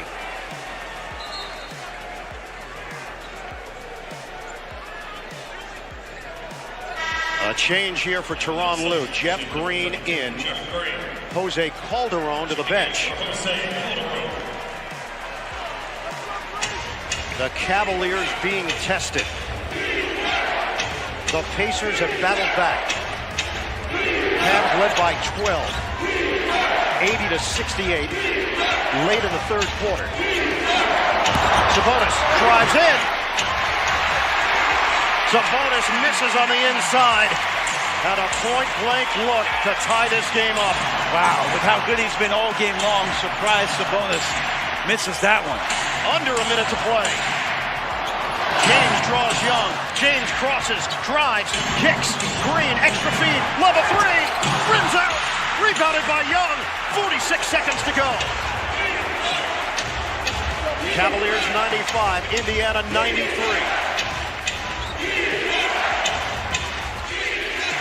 Joseph bounces. Sabonis for the tie. Bottom. Domantas Sabonis buries it from the outside. Shoulder, or are they going to post him up on the weak side and lift everybody else? Trigger in for LeBron James. Drives in on Young. James lost it. Out of bounds. Turnover. Wow. Thaddeus Young with great body here and watches the ball. Hits off LeBron's elbow right there. The Cavaliers cough it up with 26.3 to play. 95 apiece in Cleveland. As it bounces back up, it knocks off his elbow out of bounds. But LeBron, at that point with his vision, thought that the ball had hit out of bounds. That's not what the ref saw. Indiana gets the ball. And a 2.5-second difference shot clock to game clock. Pacers looking for the lead. Oladipo matched up with James. 5 to shoot. Oladipo makes his move. Drives to the rim. Oh, it's blocked by James. Timeout Cleveland. The denial by LeBron James. And with 3 seconds left, Cleveland triggers in. James, 2 seconds, 1 second for the win. Oh! LeBron James delivers. That's a winner in Cleveland. 10-point Blazer trail here. Thunder will be in the bonus the rest of the way. And here's Cantor working with Westbrook. Down in the paint he goes. Cantor just too big and strong and lays it in softly. Again, taking advantage of that switch. You got Westbrook on Cantor, and he just took his time and got an easy little lay-in. 8-point game here.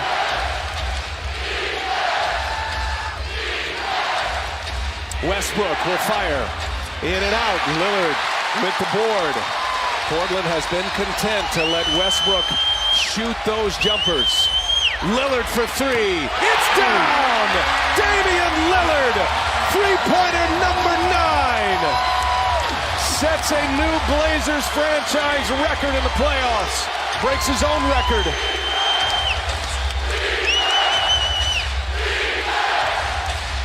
Lillard with 45. Westbrook trying to answer, and he does! Russell Westbrook. Big shot again to quiet down this crowd. What an answer by Russell after Dame just launches another three. Westbrook with 29. His fourth made three. Again, trying to check Cantor. Cantor with the cutter. Harkless can't finish. And a foul. Yeah. There's a late whistle coming in, but Harkless will head to the free throw line. Yeah, Harkless, I said, was 1 for 8. He's 1 for 6. And there he goes. Knocks that one down. But Harkless is the guy that's going to be open, Brian. They're kind of leaving him and double teaming off him. He's just got to keep on presenting himself to the ball and finishing around the basket. Yeah, those rim runs could turn into some dunks, some crowd-pleasing moments. And Harkless able to knock them both down. 2 big free throws. Paul George will remain. 5 fouls, 13-4 run for the Blazers.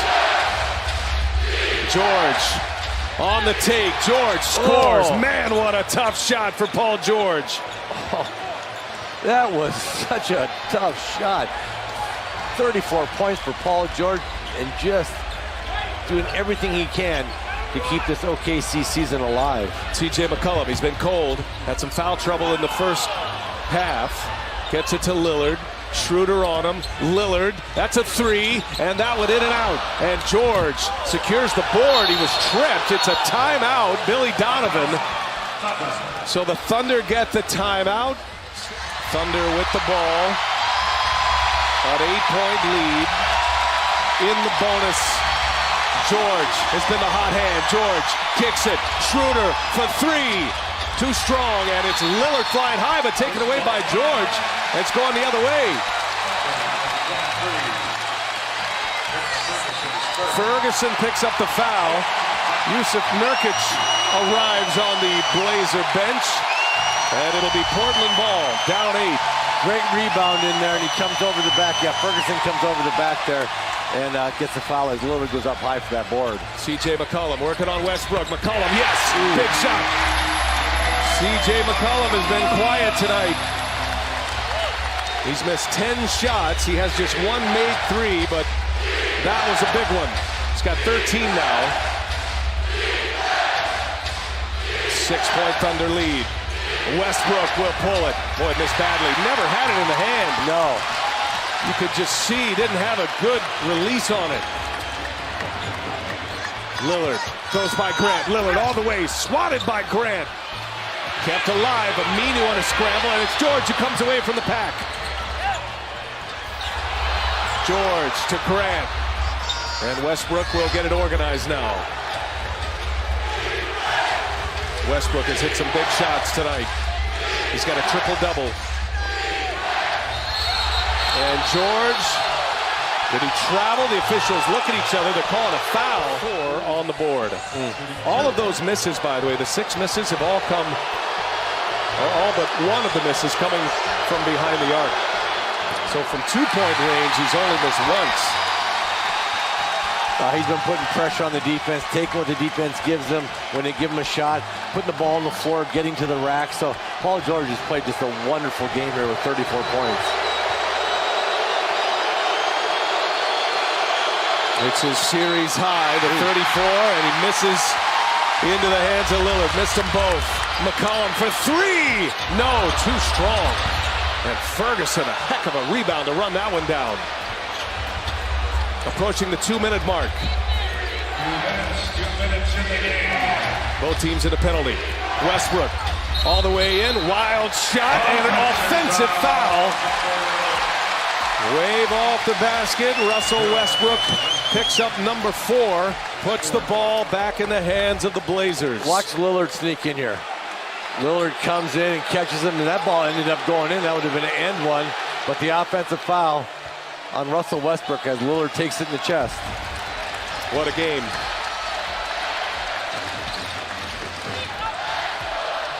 Ferguson with the switch onto Lillard. Lillard kicks it. McCollum. Little teardrop. Is good. Off the glass. C.J. McCollum makes it a 4-point game. They got to get the ball to Paul George right here. You got to find a way. He's been carrying all night. He's been solid. Let's see if they can find Paul George in his possession. McCollum has 8 in the quarter. Here goes Westbrook. Gives it up. Grant, no. And Harkless with the board. On the ground. So as Harkless hit the deck, a foul on the Thunder. Harkless has got to knock these 2 free throws down. He rattles it home. He's made 3 in a row now after he missed 4 straight. And it's a 3-point game.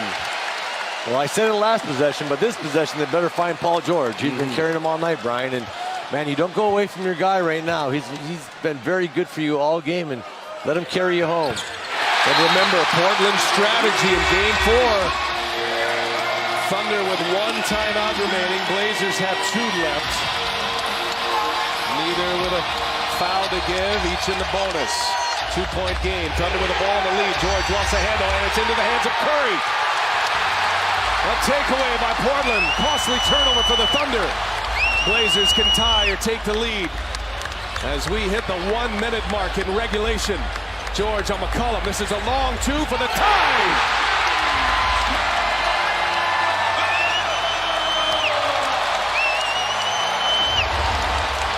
10 points in the quarter for C.J. McCollum. A 21-6 run for the Blazers. Westbrook gives it to George.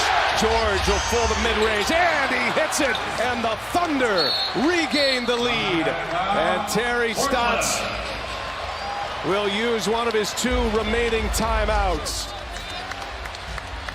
Here comes Damian Lillard on the take, spins it off the window, and we are tied again.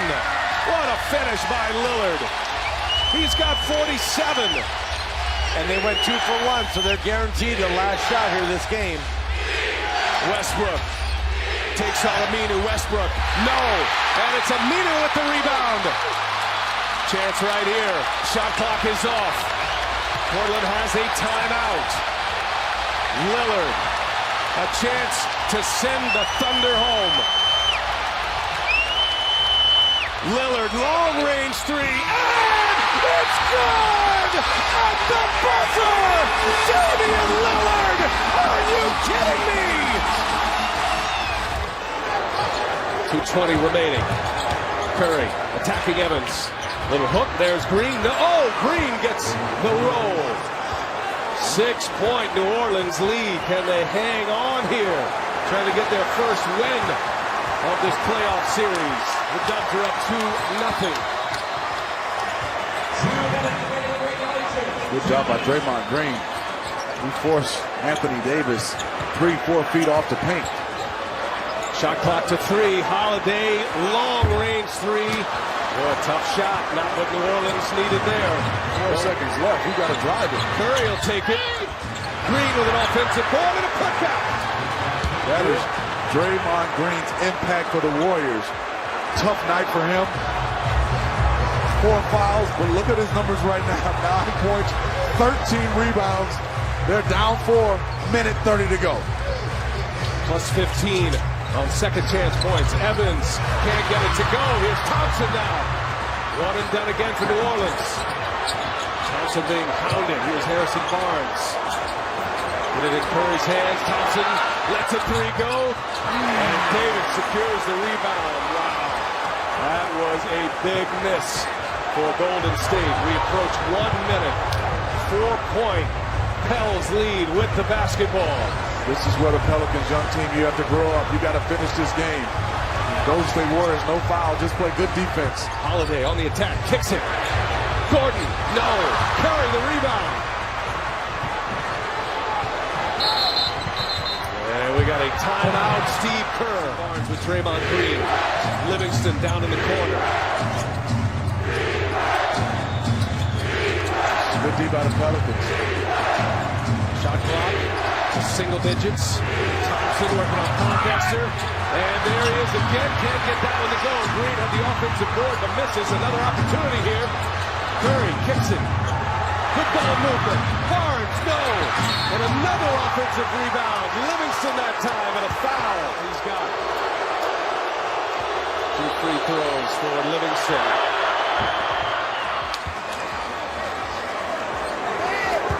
You're a Warriors fan, that's all you can ask for. 1 possession game right now, 21.3 seconds. If Sean Livingston knocks this one down, still a 1 possession game, but it's a 2-point game with 3-point shooters with the Warriors. If they can get a stop, they probably have to foul right now and see if they can get the Pelicans to miss some free throws. Shot clock is off. Livingston 1 out of 2. Ball is loose. Oh, Green was right there, but he bounced it out of bounds. More room to be able to move the basketball and try to get open. Trying to get in Gordon's hands, and they give it to him, and oh, that's gone.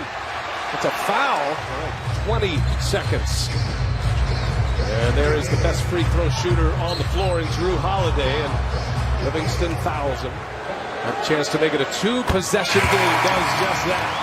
Money free throw from Drew Holiday.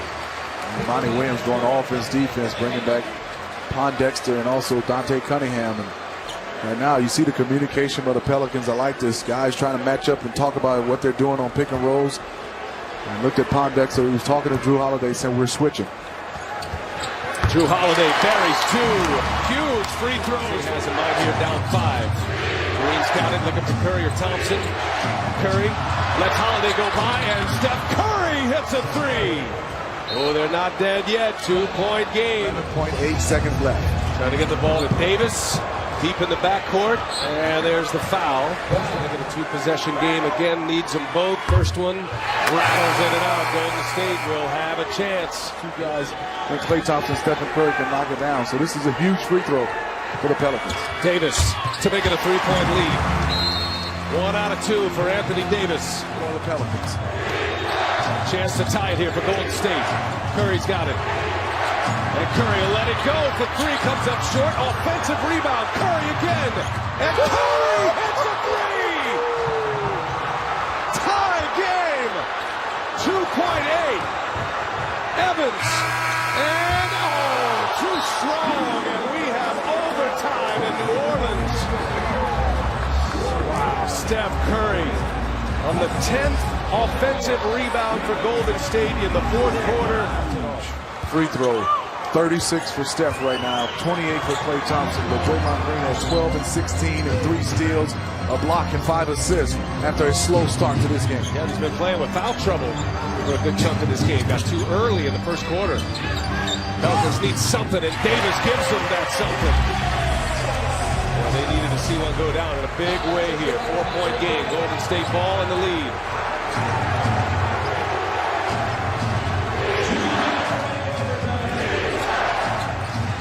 Under 2 we go. Curry inside. Bogut with a dunk. What a pass by Steph Curry. He set up Bogut beautifully. Golden State take that 6-point lead. How does New Orleans answer here? A minute 45 left. Tyreek Evans taking Thompson to the hole. And a quick 2 with the left for Tyreek Evans. Evans has 19 points on the board here tonight with 7 assists. Yeah, that's amazing, right? 50 points in the 4th quarter and overtime for Golden State. 39 of those coming in the 3rd, 11 in the 4th. Thompson stops, spins. Oh, did he walk? Oh, we got an offensive foul down there. Bogut. Well, you know, the Pelicans complained about Bogut the week before. And obviously talking to the referees, and they got this call this time. You can see him again. He grabs his defender, and no way Ryan Anderson could even move. He got caught with his hand in the cookie jar on that play. But he's got away with a few of them, right? He got away with a huge one for the 3-point play for Draymond Green. New Orleans down 4, needs something big. Anderson for 3.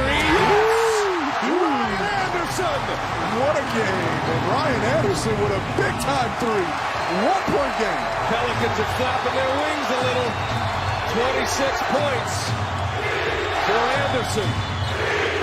Under a minute we go. Curry, back iron. All the way in the backcourt. Draymond Green will run it down. And a new 24. They're going to run some clock. Yeah, just cannot secure. And grab the defensive offensive rebound. Good timeout by Steve Kerr. 44.1 remaining. 1-point game. Curry with 11 on the clock. Misfires. Another offensive rebound. And a fresh 24 here. Wait.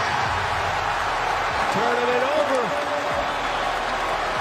Draymond Green called for the foul. Right now, let's set the stage. Bogut is guarding Anthony Davis. Pelicans down a point. And here's Gordon. Turns the corner. That's off Flowers. Thompson with a rebound.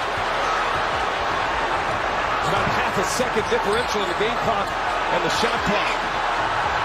Very content to take it down. Monty asking to foul, and they foul one of the best free throw shooters on the planet. Got the first. And here comes Andrew Bogut back in for Steve Kerr. Spates will sit. 13.8 remaining in this first overtime. Still a lot of time left. But if you want to run a quick hitter, if you're the Pelicans right now, Anthony Davis is the guy to get him on the move against Bogut to get to the rim. To make it a 3-point game. Got it. Curry hits them both. After the timeout, advancing the ball. 13-8 left, first overtime. Who takes the big shot? Evans is going to wait. Clock ticking here, and there's a foul. Win it down here on this side, or at least take the lead as Davis. New Orleans have the big shot in them. Down 2. Anthony Davis on the take. Bogut is there. Can't get it to go. And Thompson is on the floor, and he gets a timeout if they get possession back. Iguodala will put it in. Curry's got it. Fouls don't come. Now one comes finally. 3.2 remaining to start the fourth. Curry's hit 12 out of 13 from the free throw line here tonight. Gives him 39.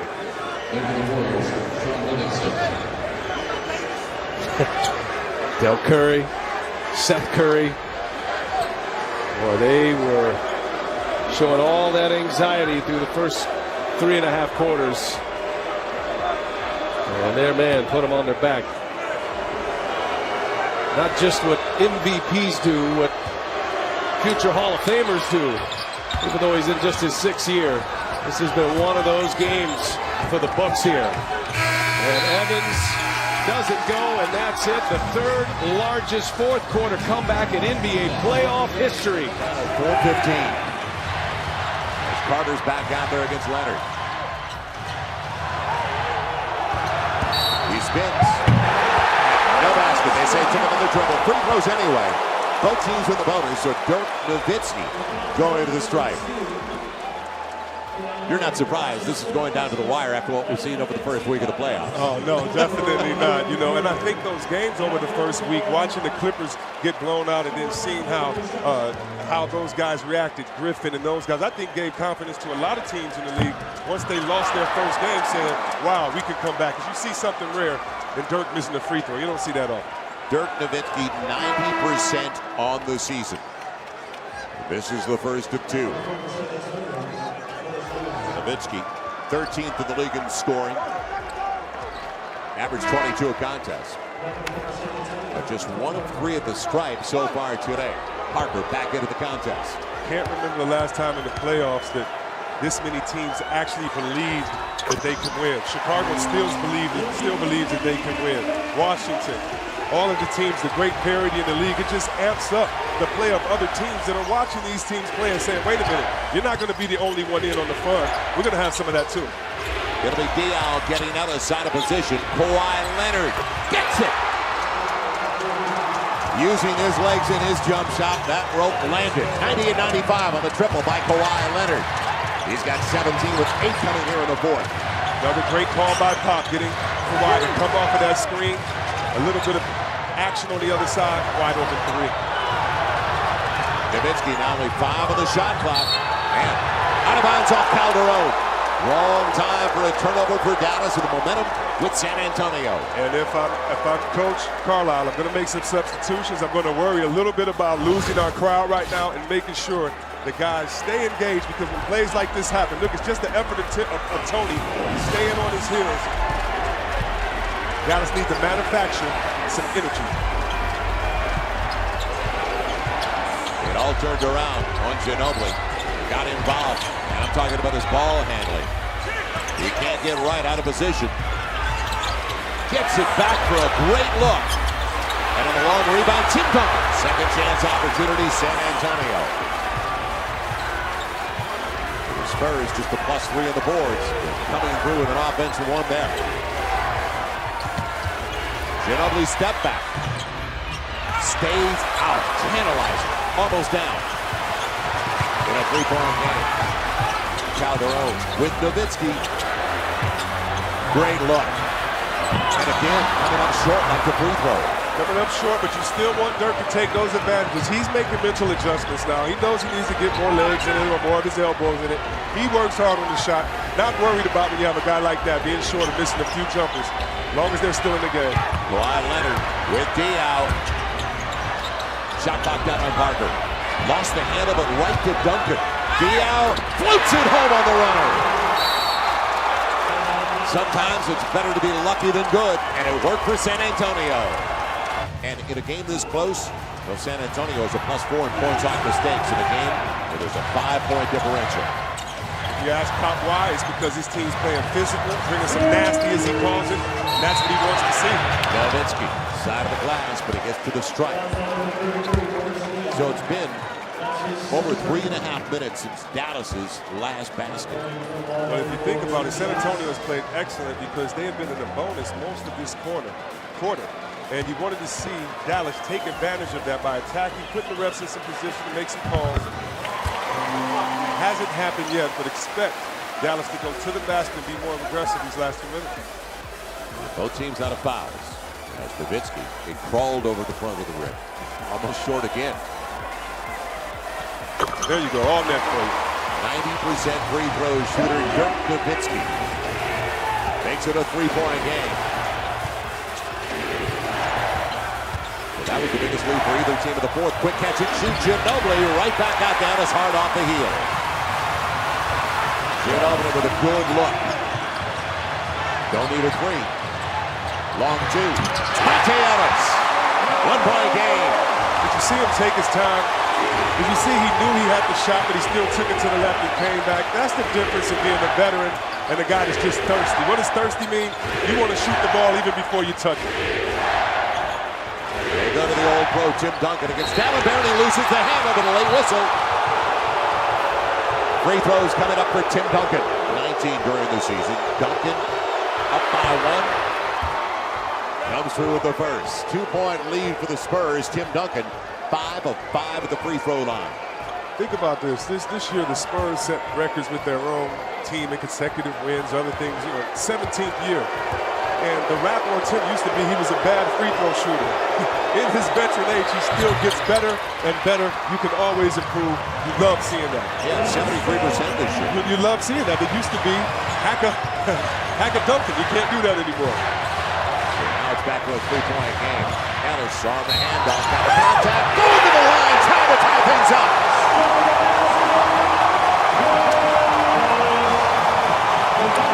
I will say it again. If you have a guy that you need to make some tough finishes, he's one of a few in the league that just can get you these type of shots all the time. Almost like a Dwayne Wade. Like when it just hits it, you don't know what's going to happen, and they go up and find a way. And you're like, wait a minute, how did you even make that shot after the contact? Hard to believe fourth for Ellis, and it continues. He's got 10 points in the fourth quarter alone, 10 of his 27, and he has yet to miss from the field on his 4 tries. Down to the wire we go. Exactly a minute left in regulation. Ginobili got away.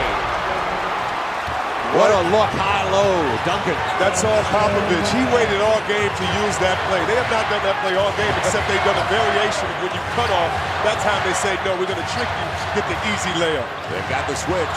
Kawhi Leonard on Nowitzki, back in the hole, blows it.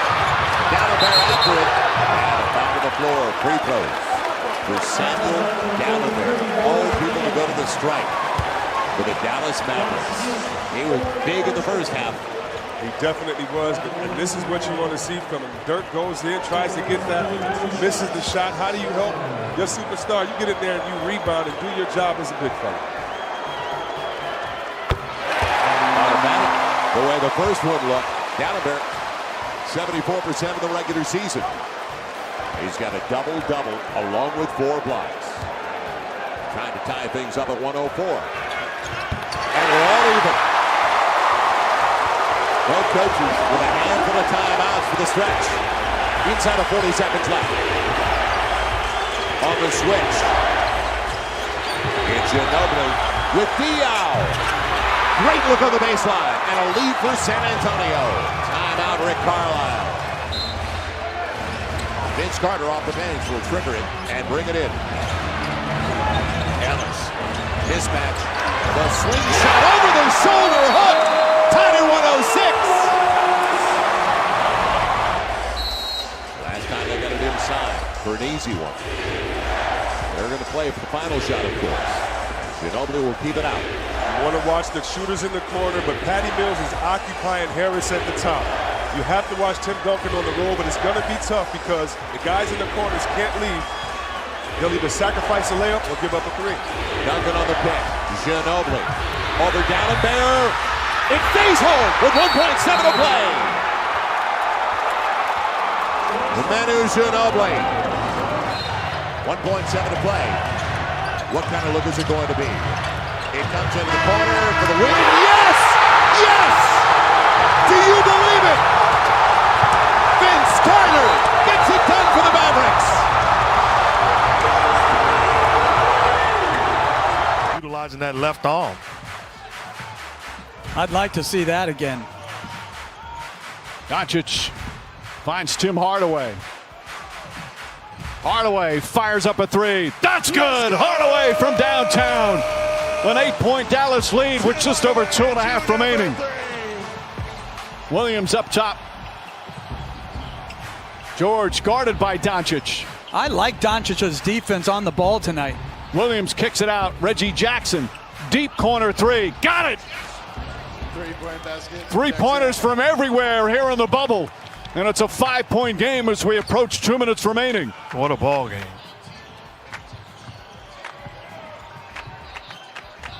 Leonard guarding Doncic. What a matchup here. Now Jackson switches. Leonard back. Puts up another three. Long rebound deflected. Reggie Jackson trying to save it, and he does to Leonard. Leonard sets, fires, bang! Kawhi Leonard from downtown, and it's a 2-point game. Timeout, Dallas.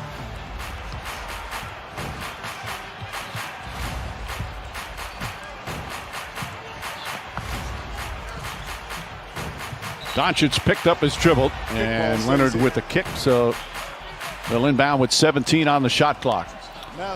And again, he's hesitant right now against that show of Reggie Jackson. He's got to get around it.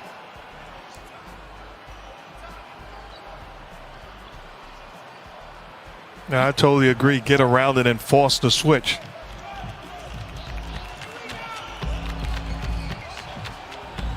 Jackson trying to put some pressure on. Shot clock down to 8.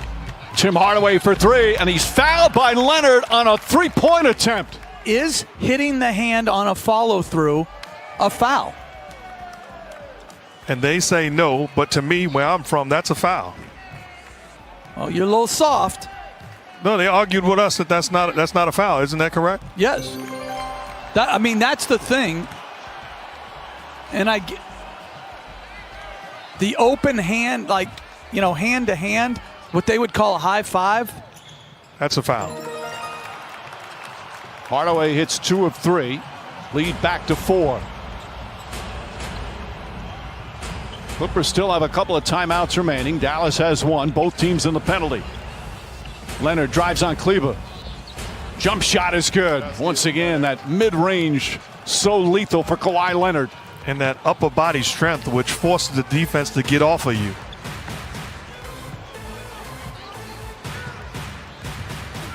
These two All-Stars matched up again, top of the key. Doncic, 5 to shoot. Leonard right in front of him. Doncic drives again, gets into the paint, stops, Euro step, flips it up, shot won't go. Rebound goes to Leonard. That's great defense. Final minute here in game 4. Lou Williams has been spectacular tonight. Leans in, draws the foul, shot won't go, but he'll get 3 free throws. But if you're Doc Rivers and the Clippers, that's outstanding defense by Kawhi Leonard.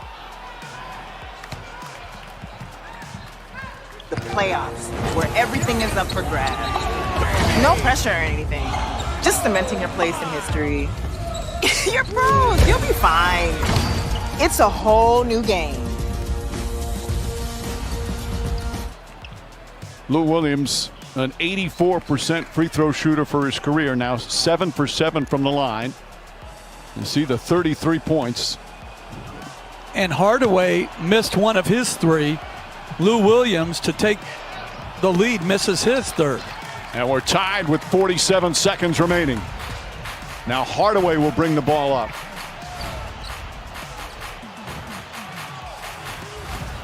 Doncic drives. Kicks it back out. Kleber. Morris picks up Doncic. 5 to shoot. Doncic spins in the paint. Back up top to Curry. Curry falls down, flips it up. Shot. And a 24-second violation. Timeout remaining. Dallas led by 12 with 9 minutes to go here in the 4th quarter. And the advantage of having 3 guys, even though Paul George has been AWOL, 3 guys that can make a play in this situation. Lou Williams has been brilliant tonight, but he puts it in the hands of Leonard. 6 seconds to go. Leonard on the pull-up jumper. Won't go. Rebound and a quick timeout. Now the buzzer sounded, but they'll probably put some time back on the clock. Zach Zarba, the crew chief, will go check. Lobs it up at the rim. overtime. And keep Trey Burke involved.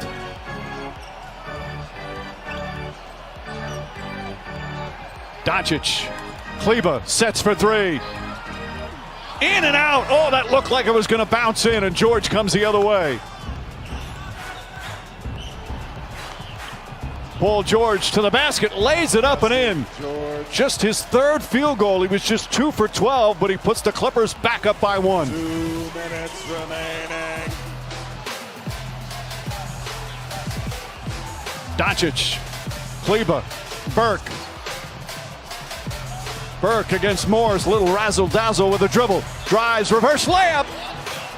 Rebound tipped and taken by Jackson.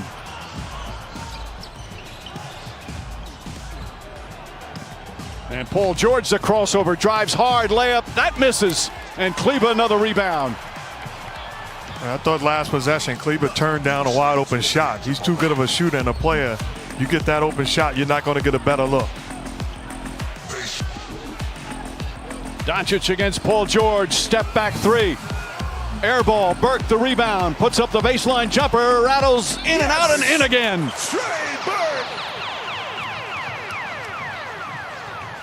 What a performance from Trey Burke.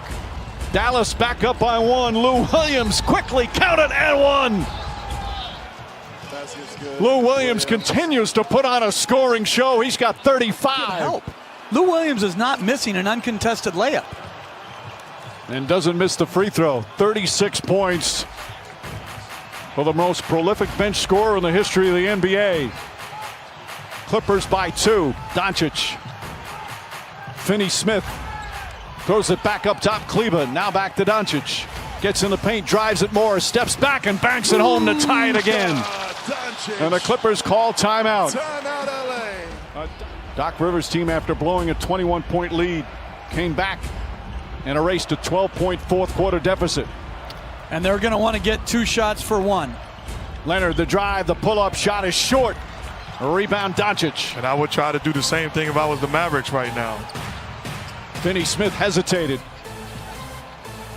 And you can't have guys hesitating right now.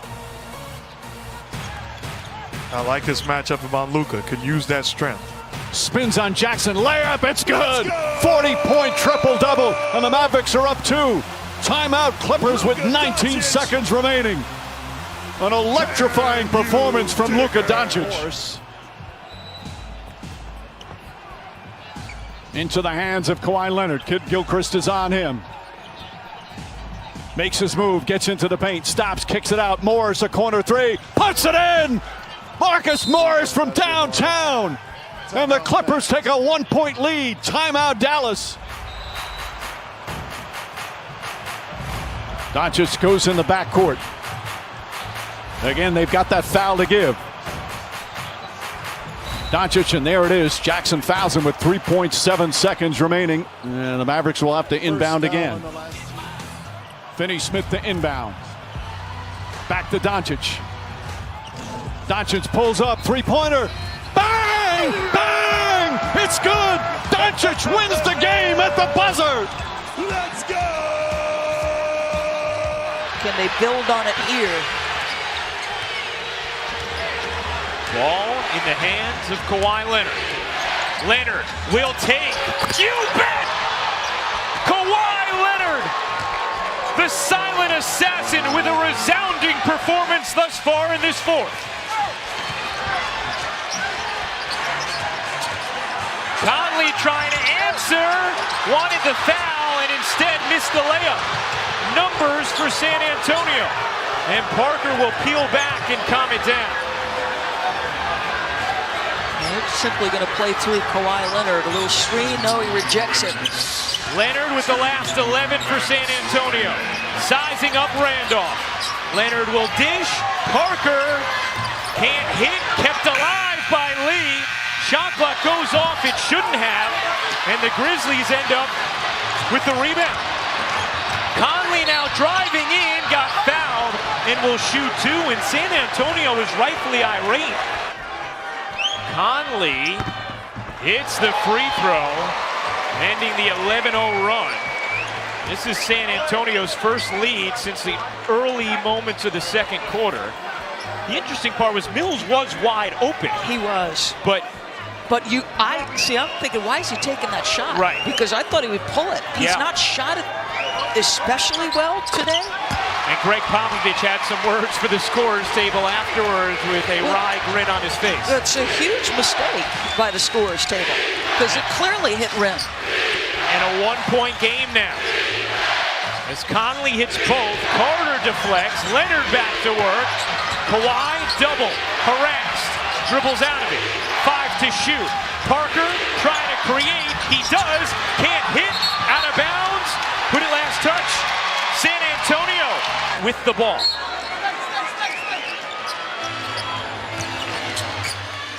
And Kawhi is checking Mike Conley. So anticipating they play through Conley, they put their best defender on him. Gasol, 7 turnovers in this game. How about Carter? The give. Randolph flips it home. Memphis back in front. Because you put your best defender, Kawhi, on Mike Conley, it allows that kind of play to develop. Inside of a minute, Memphis leads by 1. Leonard around Carter, gives to the corner. Mills will back it out. Leonard heaves. He got it! Kawhi Leonard again delivering. What supreme confidence for a guy who's paid the price to be great. He has the last 14 for San Antonio. Spurs back up by 2. Conley looking to answer. Gasol was hit, and that's a foul. Vince Carter, % from the line this season, led all centers. Hits that. How about Kawhi Leonard? Vince tries to get a hand up and contest. He calmly makes a 3.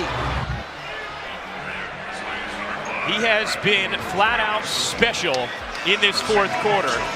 The last 14 Spurs points. They were down 8 with under 4 minutes to go. Came back, built a lead. Now Memphis trying to tie it with this Gasol free throw. He's 3 for 3 from the line tonight, and the game is tied. No timeout taken.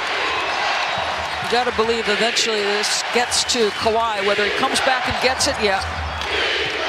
Game in his hands, it's been his show. Leonard sizing up Green. Around the back. Leonard, the fadeaway is good! Kawhi Leonard again! The 3 is in his arsenal. And Gasol at the 3rd best field goal percentage in clutch time in the NBA this season. Here is Conley, hawked by Leonard. 9 seconds left. Grizzlies down 2. Conley on Parker, floats it up, and in! Tie game! 96 all! Mike Conley, Captain Clutch, again with a big bucket. In trouble with the inbound. Green will trigger in. Looking for Leonard, gets it to him, game in his hands. Leonard will get it off, short. We have overtime in Memphis. Scored the Spurs' final 16 of regulation after San Antonio trailed by 8 with under 4 minutes to go. Dennis trying to do everything he can to prohibit the catch. Now he's got a guard. Leonard with 5 to shoot. Leonard leans in and gets the roll. Kawhi Leonard with 37 points, tying his playoff career high. Can Memphis answer? Conley, the stutter step and the switch on Aldridge. 7 to shoot. Conley throws it away. Turnover number 23. Ahead it's Mills. Blocked in transition by Harrison. And now a 3-on-1. Gasol leans in. Finishes at the foul. Tie game and a free throw coming. Gasol, after his first field goal since the first half, gives Memphis the lead. This crowd has been on its feet since the start of the fourth quarter. Memphis by 1.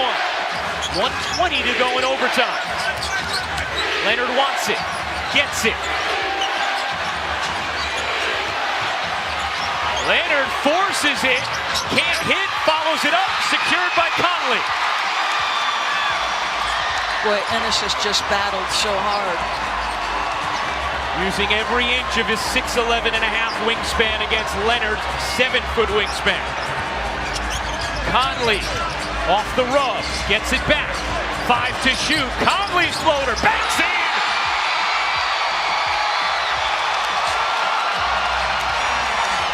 Spurs on the floor.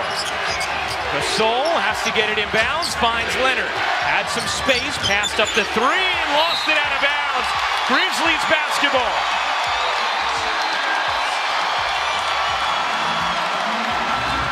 We talked about Ennis on the defensive end, just trying to stay between Kawhi and the basket, trying to stay in his space, make him uncomfortable, and a rare mistake for Kawhi.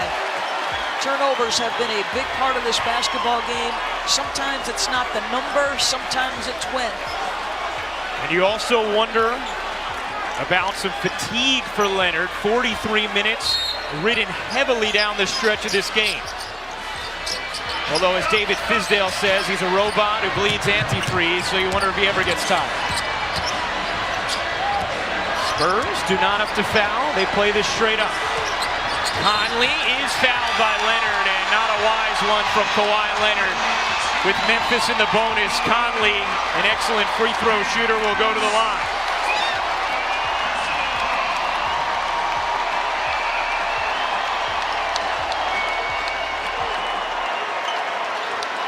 Conley with 34 points, 9 rebounds, 8 assists, a chance to make this a 2-possession game. He is 4 of 5 from the stripe so far tonight, 86% on the season. And misses the first. Spurs with just 1 timeout remaining. They have not shot the 3 well tonight, 7 of 27.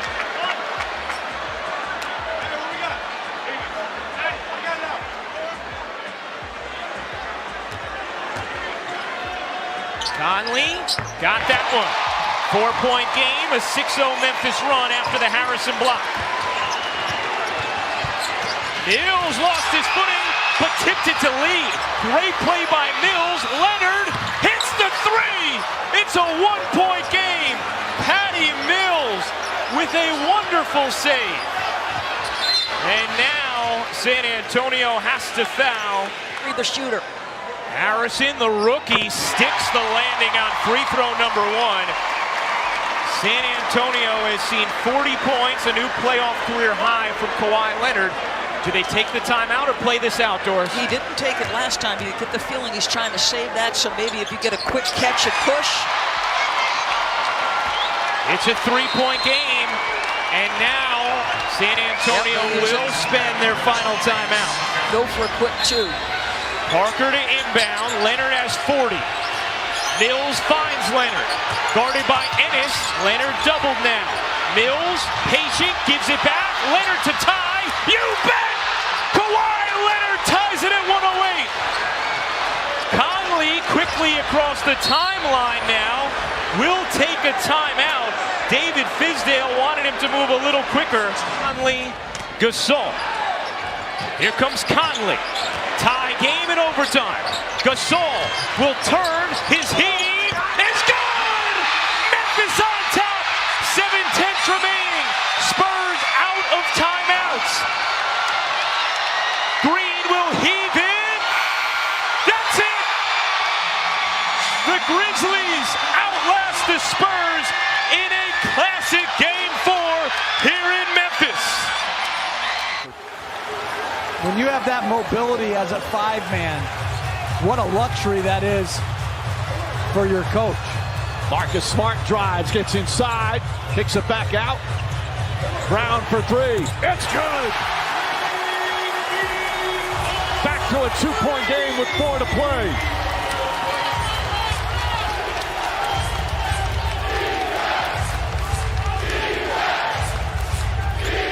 Brown guarding Irving, trying to put some pressure. Shot clock at 8. Irving dances away and just got a little too handsy there. That's going to be 4 fouls on Jaylen Brown. 3rd team foul. That's good offense by Smart, getting deep. Good extra pass by White. And Brown knocks down the 3.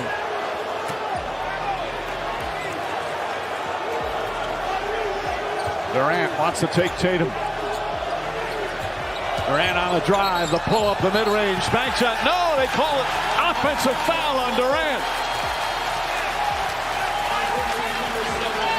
His 3rd personal. And clearly uses that off arm, the left arm, to shove Tatum on the drive. And his 6th turnover.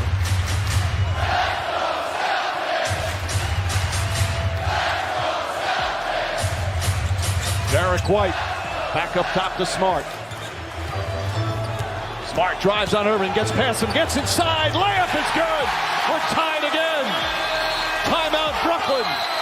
Marcus Smart with 20 points, and it's tied at 107. And Irving with 34. Durant has not shot the ball well, but has hit some big shots and made some excellent defensive plays. Coming up on 3 minutes remaining. Man, they are manhandling people out there. Yes, they are. Irving against Tatum on the drive, the pull-up, double clutch is good. Oh, clutch shot there from Kyrie Irving. Wow. I don't know what you do. I like the idea of getting the ball in his hands right now. White drives, right, bank shot is good. Irving with the steal. Brown got poked in the eye. Boy, there's a lot of contact out there. Claxton. And that is a foul on Horford. And that's a Smart foul. I got to get these type of calls. Claxton comes up short. He's played such a terrific game. 13 points, 8 rebounds. Some excellent defense inside. He's got 3 blocked shots. And the crowd letting him hear it here. Misses both. Smart the rebound.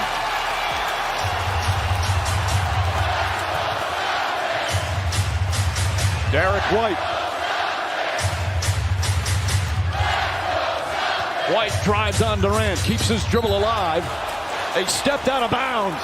And here's the problem. If you're Derek White and you come off that screen, you've done your job if Kevin Durant defends you, because the whole action is to get the ball to Tatum with Curry defending him. I would not be reluctant to take a foul right now on Claxton again before the 2-minute mark. Irving says, let's settle down. Brown's nose is really bleeding. Irving against White. Irving drives. Irving stops, falling away. Won't go. Horford the rebound. Al Horford, 18 points, 12 boards, all tied up with just over a minute and a half remaining. And what Marcus Smart does, gets the matchup, gets the ball to Tatum. That's the right read. Find him, the Smart three-pointer. Back of the rim, won't go. Fight for the rebound. Curry has it as Brown mistimed his jump. Durant in the front court. Drives on White. Durant gets in the paint, lost it momentarily. Now takes the shot. Bounces in. Kevin Durant with a bucket. And the Nets back up by 2. And you're right, Jaylen Brown is really bleeding right now. And James Williams championship this year, but one of these teams will not even make it out of the first round.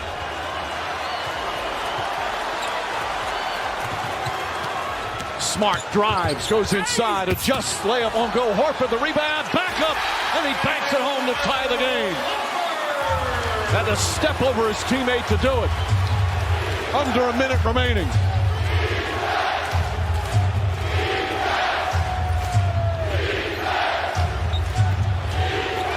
Irving looking, 7 to shoot. Irving step back 3, puts it in. Kyrie Irving with the long three-pointer, and the Celtics call timeout. And they want to get a 2-for-1 here. Jaylen Brown drives on and lays it up and in. Brown with a beautiful aggressive move. And still 38.9 remaining, 1-point lead for Brooklyn. And that's a poor possession defensively. They all spread out and allowed Brown just to get right to the rim. Well, the Celtics, the best defensive team in the NBA this year, need a stop here. Irving gets away from the double team. Continues into the paint, scrambling, double teamed again. Back out to Durant. Shot clock at 2. Durant's got to put it up, gets it off in time. Off the mark, no good. Horford the rebound. Celtics have a timeout, decide not to use it here. Brown the drive. Jaylen Brown kicks it out. Smart fakes. Inside, Tatum spins and he puts it in. Celtics go up by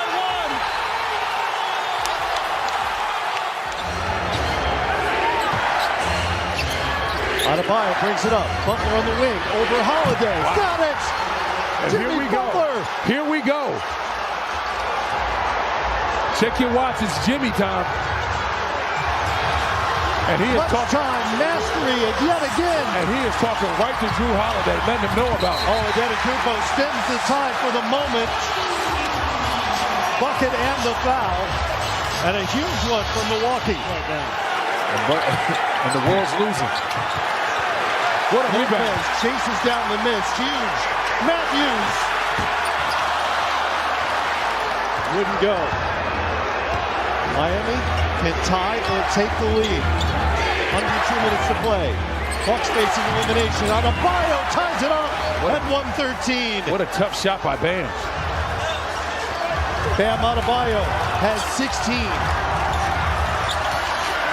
If I'm Miami, I'm setting the double. I'm not letting Middleton play against Gabe Vincent. Here it comes. Butler got a hand on it. There's the double team. Throws it away. Strus. Lopez on the floor. Butler has a hand on it. Everybody in there. What a game that is transpiring right in front of our eyes. Lopez got a hand on it. It goes out of bounds. And they say it's tipped and back to the Bucks. Wow, some nervous moments here in Milwaukee. And we see Lopez. Yeah, that definitely went off Bam. It might be time for the big action. The screen and roll with Giannis and Lopez. Miami's had a really hard time guarding that. And that's exactly what they're going to run. Giannis has 33. Elbow jumper up, no good. Who else but Jimmy Butler comes away with it? Under a minute to play. You know Jimmy Butler's going to get the ball. Miami wants him to bring this game home. If you're the Milwaukee Bucks, you got one job. Do not let Jimmy get a shot. Screen from Adebayo. Screens Butler. And for once, he cannot connect. And that was probably one of his best looks he's gotten all quarter. The Bucks on the brink. Tied up. It's Giannis. Out to Lopez. Middleton has it. Likes that matchup. Back to Middleton. 6 in the shot clock. Love comes out, and that is his 6th foul. 4 on the night. He's got 28. Big ones. And he's been in these moments before. Shot 90% in the regular season. As much as we talk about Giannis and what he did on that championship run, let's not forget how strong Middleton played as well in the playoffs that year. He's tapping back into that tonight. They really missed him last spring. Didn't play the first 20 games of this season after summer wrist surgery. He is healthy now, and he is delivering late. And I'm involved with Lopez because Lopez is in drop coverage, and I know Jimmy will get a good shot. They're going with the pick and roll option. Bam. Wiped out Holiday. Butler couldn't make it. Middleton got a timeout. Bucks need the win to extend their series and their season. Holiday ran away. Eventually, Strus caught up with him. And they only went off about 2.3 on the clock. And with 14 seconds left, Holiday delivers.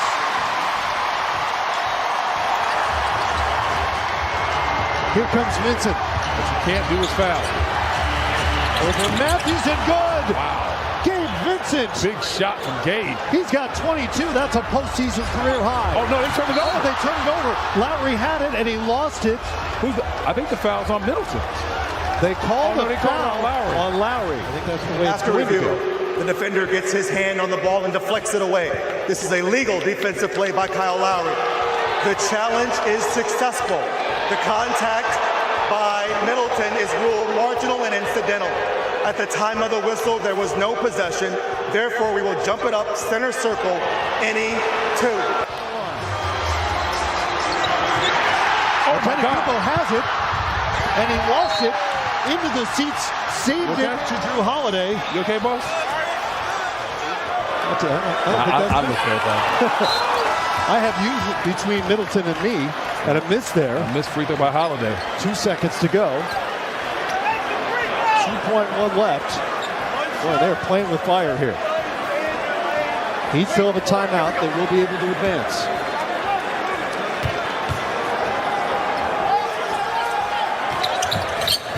Middleton gets 1 of 2. 2-point game. He's got over the top to Butler. Up and in! Jimmy Butler ties the game with a half second to go. What a play call. Milwaukee had a timeout and didn't use it. Why would you not call a timeout and advance the ball? In the corner, you kind of know what this is going to be. Get the ball to Jimmy and get out the way time. Vincent past Matthews.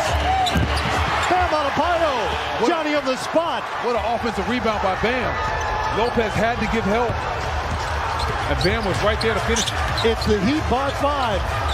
Antetokounmpo going hard, up, no good, and back to the free throw line, and Adebayo just fouled out. Bam just fouled out. There he is, 10 of 21. Been a tough night for him at the free throw line. It's been a struggle. Sometimes when you have one of those nights, it can become a mental thing. This is the most free throw attempts Antetokounmpo's ever made in a postseason game. He missed that one short. 10 of 23, nearly got the offensive board. And it ricochets to Strus. Under 2 minutes to go. Miami trying to become the 6th, 8th seed ever to beat a number 1. It's Butler. All the way to the rim and wiped away by Lopez. What a block by Lopez. But out of bounds and back to Miami with 5 on the shot clock. But he couldn't keep it in bounds. It's back to Miami. Inside Zeller with the flush. And that was all off the Jimmy Butler cut. The Milwaukee Bucks overreacted to the cut. 2 guys went with Jimmy. Zeller at the basket, nobody home. And it is quiet as I don't know what here in Milwaukee. Matthews to Giannis. Nervous possession by the Bucks, and a foul by Vincent will put Middleton on the line. Middleton, 6 of 6 tonight. Make it 7 of 7. Is this 3 shots or 2 shots? 3 shots for Chris Middleton. You see Middleton with the touch on the line. This is where, as a coach, you have to understand how the game is going in the flow. Middleton knocking down all of his free throws. Giannis struggling at the free throw line. When you come back down offensively, you have to go right back to Middleton. You can't afford for Giannis to go to the free throw line right now because Miami will gladly send him there.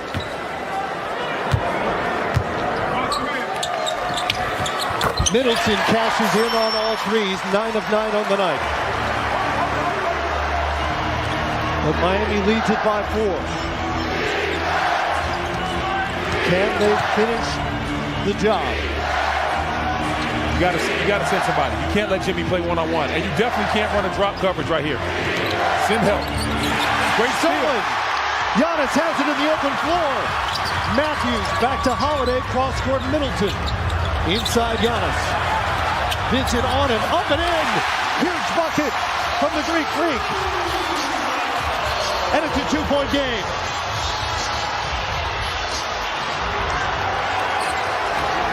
Caleb Martin brings it up for Miami, up by 2. Under a minute to play here in overtime. What a game 5. And why isn't Jimmy getting the rock? Martin massages it. Deep. And Giannis he's fouled by Giannis.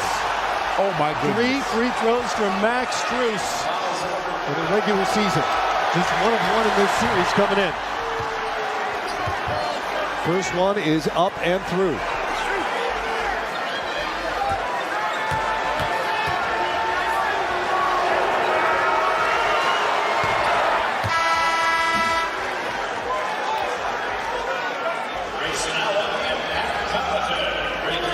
Two-possession game now, and Strus has a chance for one more. Grayson Allen, Pat Connaughton both in for the Bucks, both three-point shooters. David Highsmith comes in for defensive purposes for Miami. And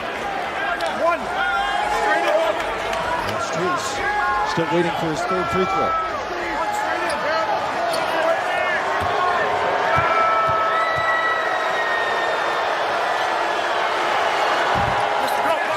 Third one rattles out. Here comes Middleton with some pace.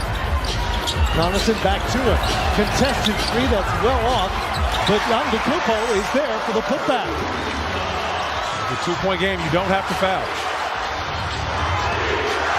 but you have to get a stop. Giannis has 36. If you're the Milwaukee Bucks, you got to dig deep right here. Jimmy's going to set the screen. Butler calls out now. They switch. Holiday defends Vincent. In and out. Giannis has it. Get it to Middleton. Two-point game. Butler steps in front. Middleton. Allen has it. Down the lane. He's run out of time. The Bucks don't get off his shot. And the Miami Heat become the 6th in NBA history to win as an 8th seed in the first round. Schroeder gets up onto John Morant. Morant gets away. The floater's up. Shot missed it. Clark had it, lost it. Nunn tips it to Brown. Heads up play from Kendrick Nunn. Here's James. James on the drive. Powers inside. Kicks it back out. Nunn, three-pointer. Now the rebound goes to Clark. 10 rebounds for Brandon Clark. And Nunn fouls Desmond Bane. That's 5 consecutive free throws down here in the closing minutes for the Grizzlies.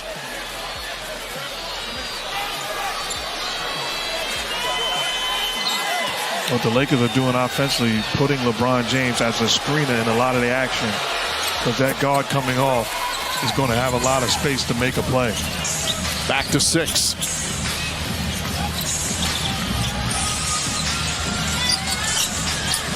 Westbrook, Brown tries it again.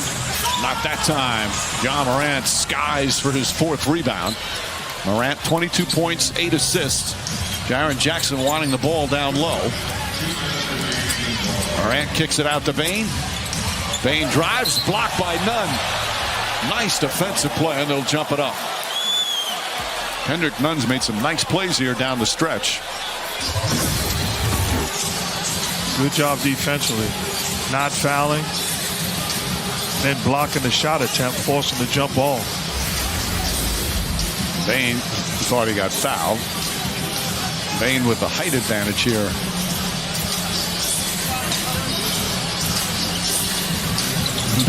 Bane has his feet way over the line on that jump ball. Morant, the crossover, sets, fires, three-pointer. And LeBron James able to save it. Still time for the Lakers down 6. Westbrook drives, flips it up with the basket, and draws a foul. And Dillon Brooks has just fouled out. He's got to be careful here. Calms himself down. 3rd time this season he's fouled out. Brooks 9 points.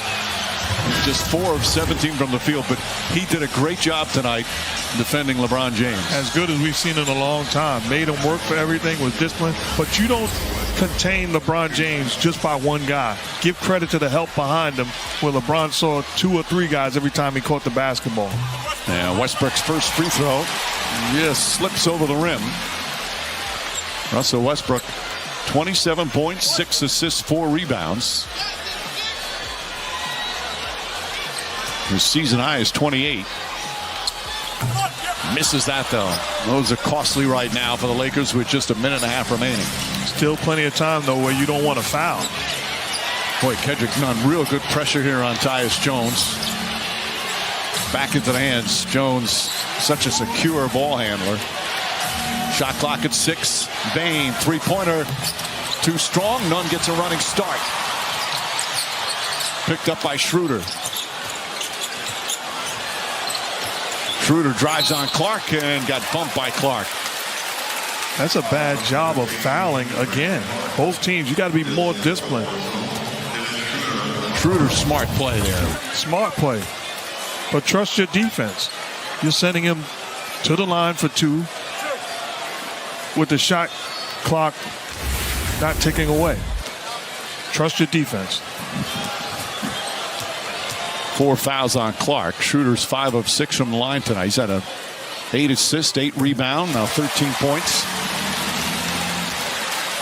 Is this going to be another one of those games where the Lakers do a lot of good things, have some really good stretches, but come up short at home again? It has been a rough stretch with losses to the Mavericks and the Sixers here recently. Sacramento the other night. Schroeder hits a pair. They're still in it. Grizzlies by 3, 109 remaining.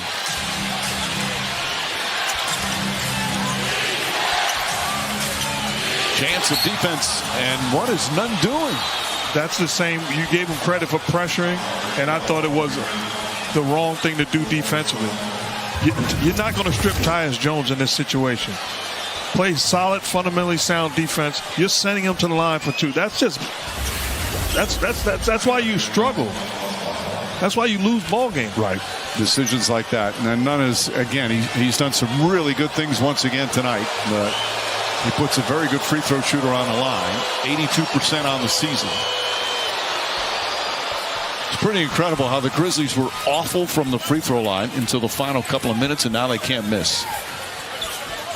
But really, only bad free throw shooter that shot at that time was Steven Adams. Yeah. Brandon Clark is a 74. That's not great, but that's not bad. They've hit their last 8 free throws. 5-point game as we come up on a minute remaining. James to Westbrook. Westbrook powers in. Bank shot missed it. James right there and banks home the foul. Again, you don't want to foul right now. Get a stop. Absolutely no need. Both teams have multiple timeouts remaining. Both teams in a penalty. Under a minute remaining. And I like if you're John Morant. Spread the floor and attack at the right time. An 11-game winning streak on the line right now for the Grizzlies. Morant drives, spins, floaters up. Shot is no good. Rebound James. James cross court to Westbrook. Westbrook corner to Christie. Up top Schroeder. James puts up a 3. Won't go.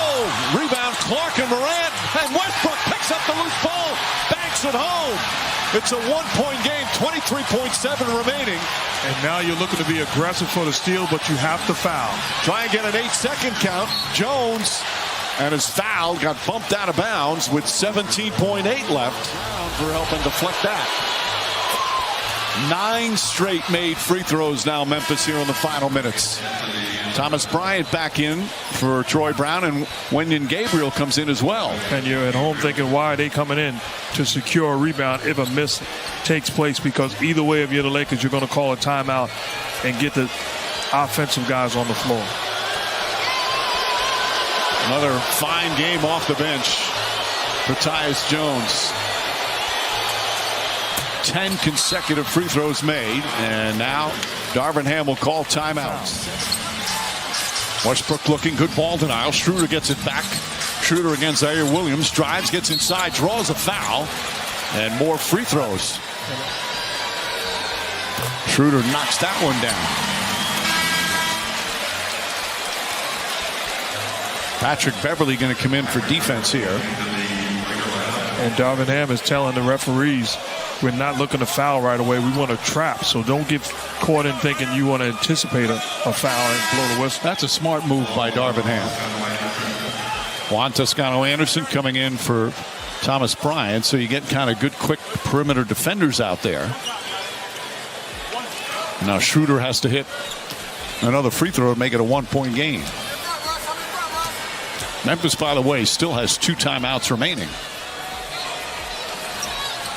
A lot of clutch free throw shooting here, and Taylor Jenkins uses one of his 2 final timeouts. He'll advance the ball in the front court if they do. Tyus Jones looking, finds Bain. Toscano-Anderson double team, stripped and stolen. Schroeder on the steal, drives inside.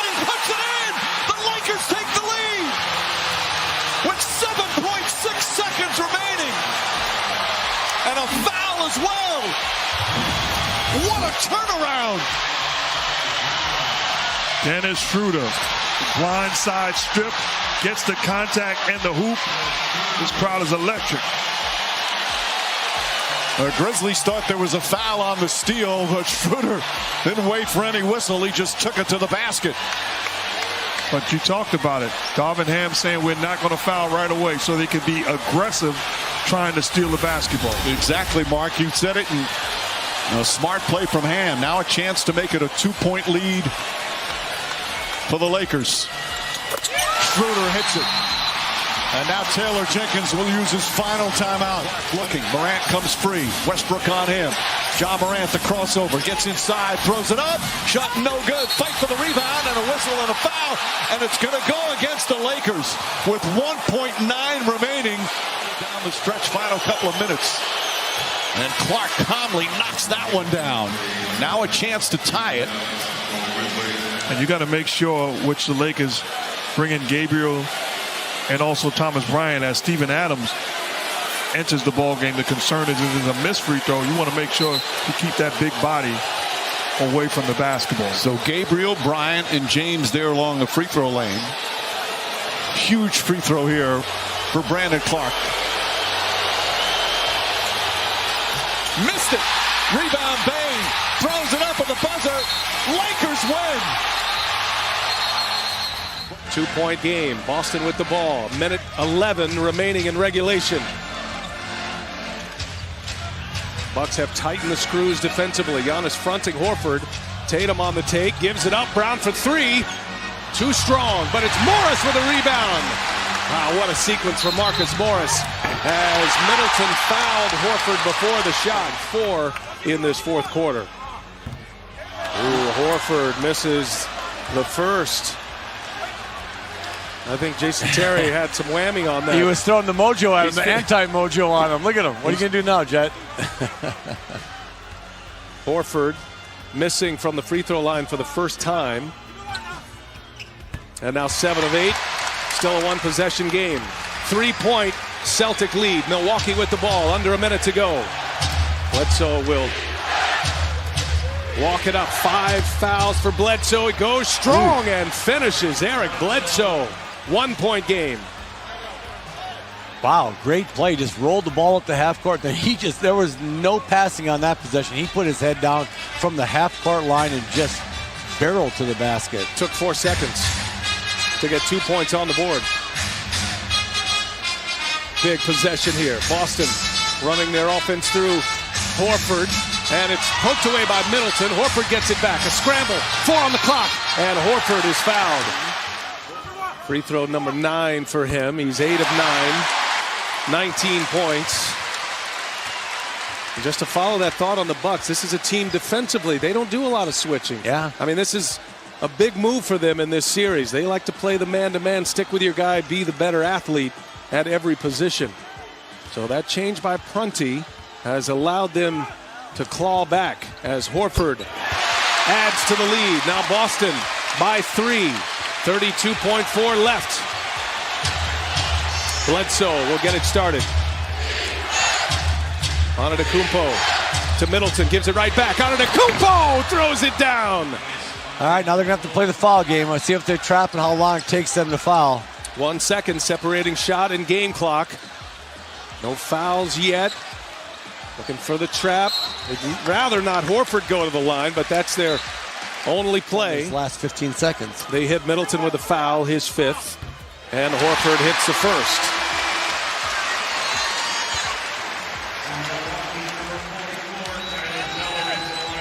Zeller is back in as Snell will sit. 15.2 seconds. What a start to this series. Boston, the 2 seed against the 7 seed Milwaukee. 2 teams that split their 4 matchups this year. Horford keeping it calm. And Horford buries 2 big free throws. The clutch gene. Al Horford coming up big. 22 points. Milwaukee with that 1 timeout. Boston with 2. Bucks ball here, advancing it after the timeout. And Bledsoe gets it right back to Giannis. Kicks it. 3-pointer up, Brogdon. Yes, it goes! Malcolm Brogdon with a 3 to tie this game at 96.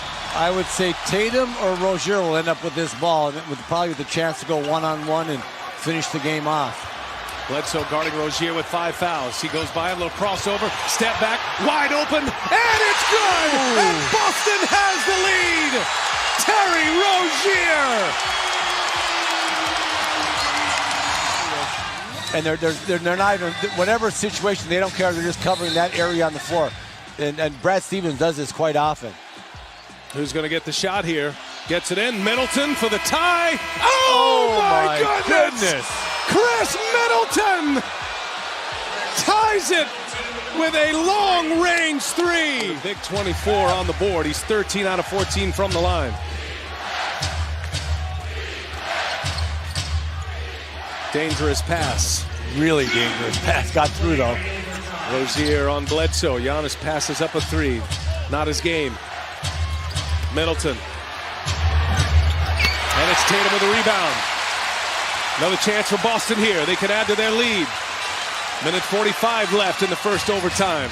Rozier finds a wide open Horford from his spot. No. And it's Tatum who comes away with it. A bouncing rebound for Tatum. Boston with 30 offensive rebounds in this game. I beg your pardon, 11 offensive boards. Here's Tatum. Oh my goodness, what a finish. With eyes in the back of his head, Jason Tatum. And here tonight, Milwaukee basketball, Boston by 3, 108-105. Jason Tatum just scored for Boston. He's got 19 points. He has been impressive in his playoff debut. Horford now checking Middleton. Middleton sent us to this overtime with a long 3. Here's Brogdon. A 3 is up. No good. Giannis with a board. Bledsoe on the take. Kicks it. Ball's moving well. Middleton, no. And Giannis and Tatum come together. On the ground they go. Jump ball. The calm before the storm here. The official puts it up. Giannis gets it to Bledsoe. And a foul from behind on Rozier. 11 out of 12 from the free throw line in this game.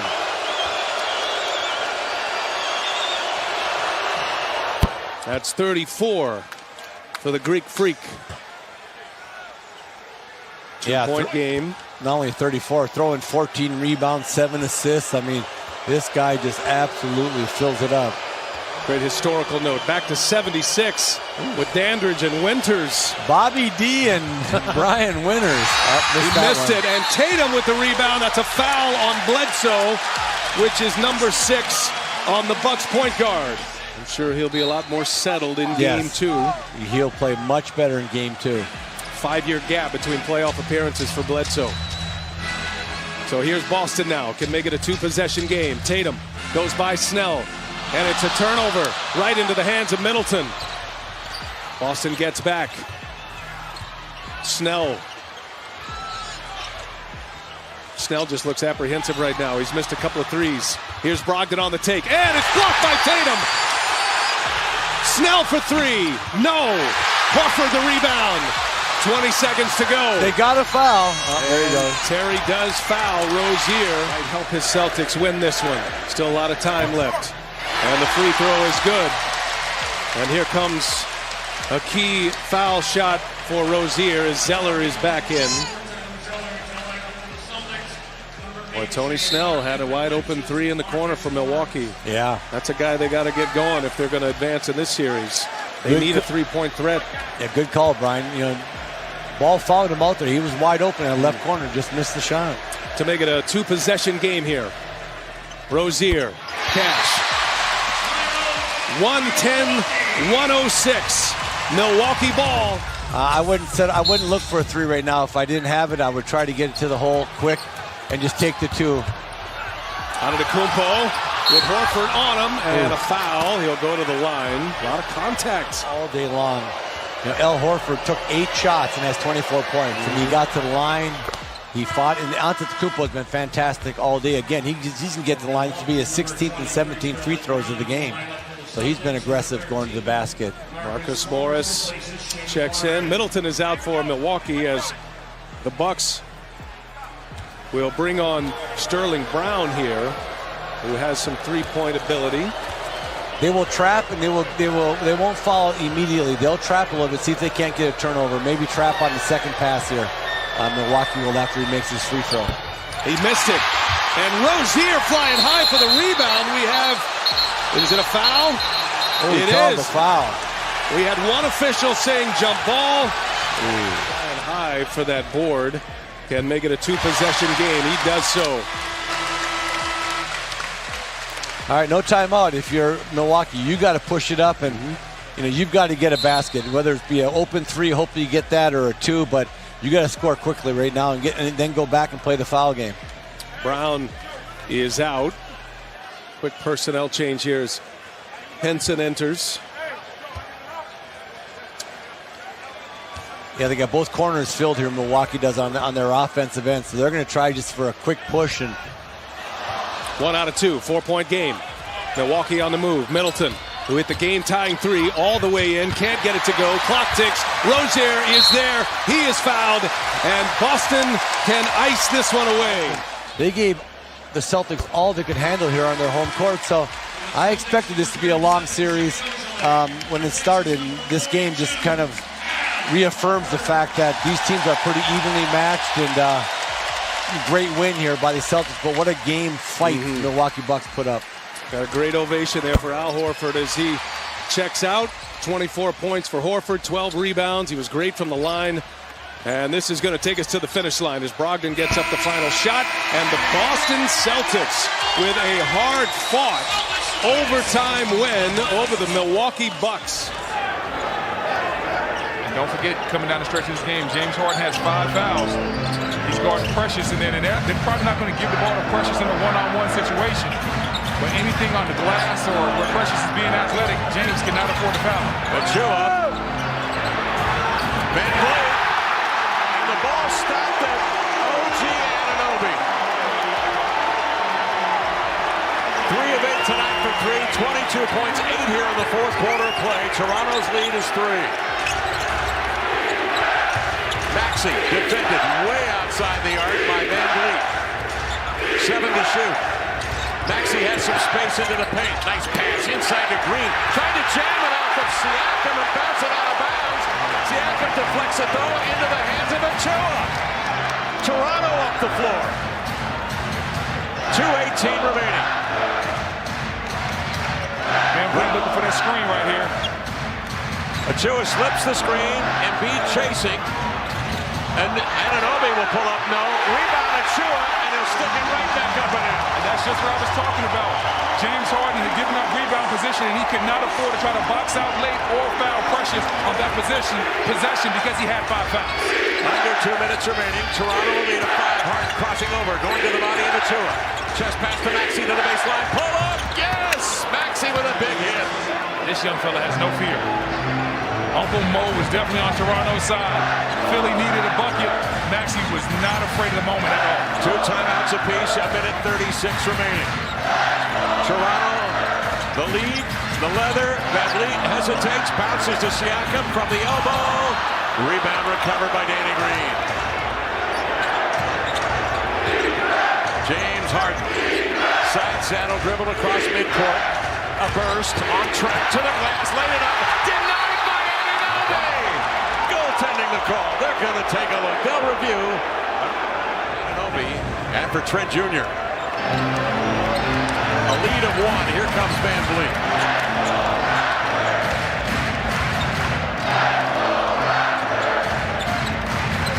Off the screen, he has space for 3. Green lost the rebound, but Embiid there to clean it up. Philadelphia will bring it out of backcourt. They have yet to take a lead in this game. They're down 1. 52 seconds remaining. Harden to burst to the inline. Flings one up. Got knocked down on a foul. Yes, sir! Sleep and take his time to figure out where he's going. On that play right there, he just said, I'm going straight downhill to get the layup. And shockingly, we see him miss a clutch free throw. You don't see that much from James Harden. Shot 89% during the year, Brendan. Yeah, normally money at the line. Still a chance to tie it with 49 and 7/10 seconds remaining. And he does.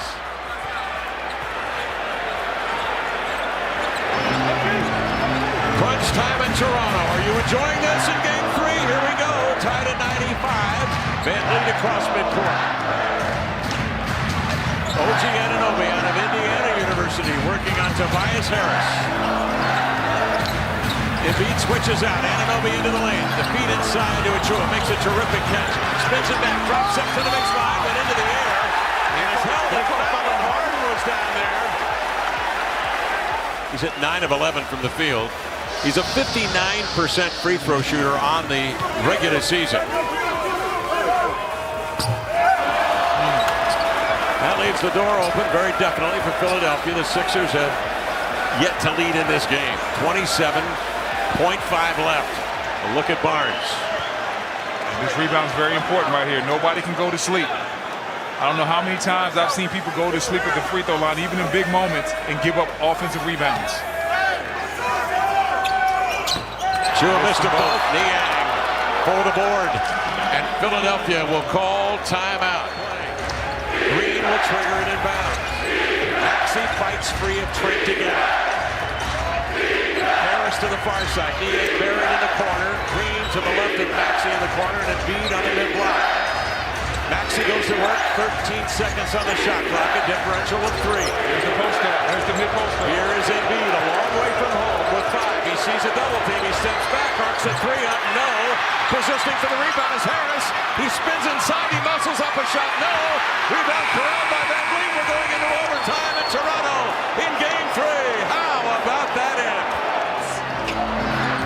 Anunoby shut off by Embiid. 5 to shoot. Van Vliet left to right hand dribble into the paint. Sends it to Anunoby. Got to get off a shot in time. He does. He scores a 3 right in front of the Philadelphia bench. Oh, gee. Toronto a lead of 1. 2:50 left in the overtime. Back and forth we go.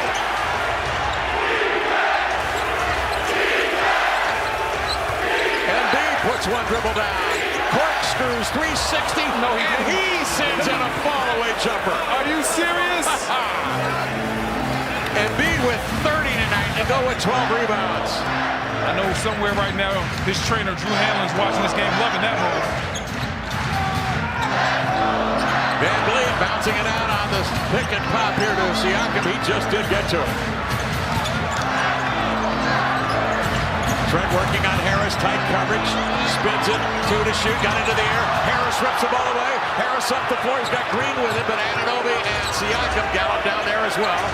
And the Sixers will slow it up. Smart play by the veteran right there. He could have tried to go down there and get a layup himself, but he understood. You got to value these possessions. Let's play through the big fella. Philadelphia by 1. Maxey, a look at 3, no. He'll dribble drive, pull up between defenders and miss. 1:46 left in overtime. Here is Pascal Siakam. Checked by Harris. Van Vliet to screen. Green will switch it. Siakam to Achua. Juggled the ball out of bounds. He was trying to speed by Embiid, and he didn't look it into the hands. 12 rebounds for the big man tonight. Imposing his will. He's been a punishing factor here for the Sixers. And especially in the second half. First half only 5 points, so he really came alive in the second half and gave Philly everything they needed to force this game in OT. Achua will screen outside. Actually, will jump outside on the switch on Maxey, who probes. 8 to shoot. Embiid rumbles into the paint. Fall-away jumper.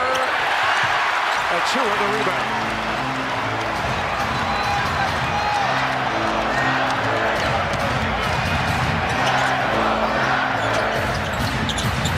Van Vliet steps back, snap back triple, glances off the iron. Green claims the rebound, and he got a shot right in the ribs.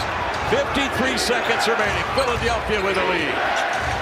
Doc Rivers windmilling his arms along the sideline as Maxey works the edge. Embiid collects Anunoby on the screen. Achua switches outside on Maxey. Finds to shoot. He's got to shoot the 3. Does. It's well off the mark. That wasn't a good possession right there. That's where you can tell they're missing Harden a little bit. Anunoby crossing, gets to the body of Maxey, goes under. Embiid snuffs it, but a whistle and a foul. Anunoby before the gather, that's for sure, but that wasn't any part of the call that they made as Anunoby steps to the line.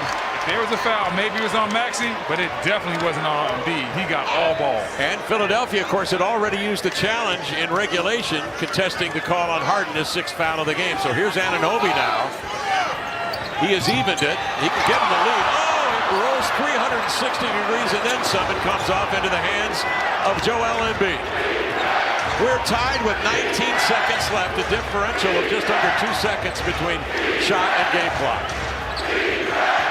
Nick Nurse, they're going to give a foul right here. They're going to give a foul.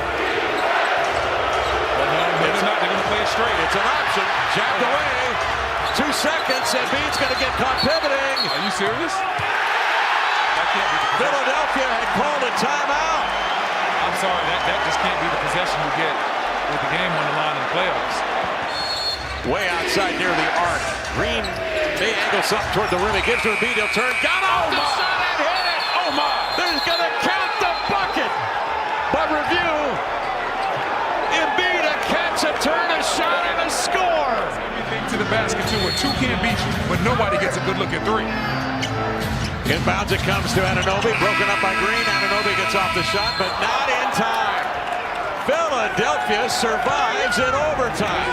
Joel Embiid, the most improbable fall-away three-pointer. The basket. Get Jokic down on the block where he has been so effective with the Blazers playing small. Lillard splits two to the cup. McCollum from three. C.J. McCollum, 6 of 16 shooting, 1 of 4 from deep. 60 seconds.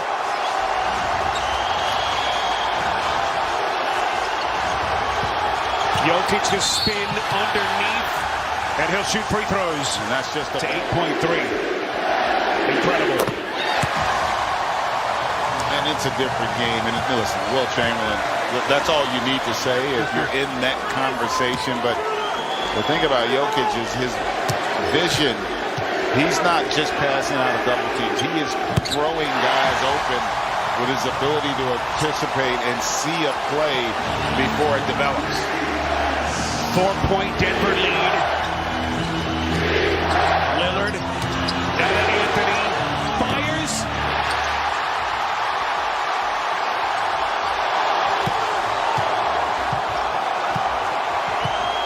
Portland has had their chances here in the last minute, but they've come up empty. Still a chance. There's enough time. You don't want to foul at this point. Can you get a stop? Rivers poked away. Lillard the theft. Close court. This is McCollum. That's good. And the importance of the three now, even if you foul, you're going to go for a steal, then maybe, ooh, that is a dangerous play. Very dangerous. Denver has won. Both teams in the bonus here for the final 12 seconds. Morris is an 80% free throw shooter, and he is playing one of the biggest games of his life, especially when you consider what's at stake. I mean, he has been terrific, really on both ends. And I got to tell you, give Michael Malone a ton of credit, too. He has pushed all the right buttons with his rotation. 14 of his 19 in the second half. They have responded again, and they've got a chance. Down 3, 12.4 left. Lillard fires, and he is fouled. Wow. After review, the challenge is unsuccessful. We have a foul prior to the gather, side out. And that's what I was thinking, too. This whistle puts the Blazers on the line. 9.8 in a three-point game. Lillard telling him to get out of his way. Lillard on a three. And he hits. Oh, my goodness. Damian Lillard, the late game assassin, strikes again. Wow. When you factor in, he is clearly the focal point of the Nuggets defense. 2 minutes left in overtime. See, Jokic doesn't like the forearm check he's got from Covington. Hits! They just also have not had the answer. They go small to the Blazers, putting a little more three-point shooting on the floor, but still cannot get a stop. Look at Jokic's line. He's throwing 8 rebounds. Anthony on a three. No. Boy, Covington had a clean chance. Just couldn't squeeze it. Well, he wanted to go with the emphatic dunk for the putback instead of making sure you get the deuce. That's a huge miss there. And this possession here may be the ball game. Here's Jokic, contact. Back to the rim, no. This will be a loose ball foul on Aaron Gordon. Denver 4-2 in overtime games this season. Portland 1-0.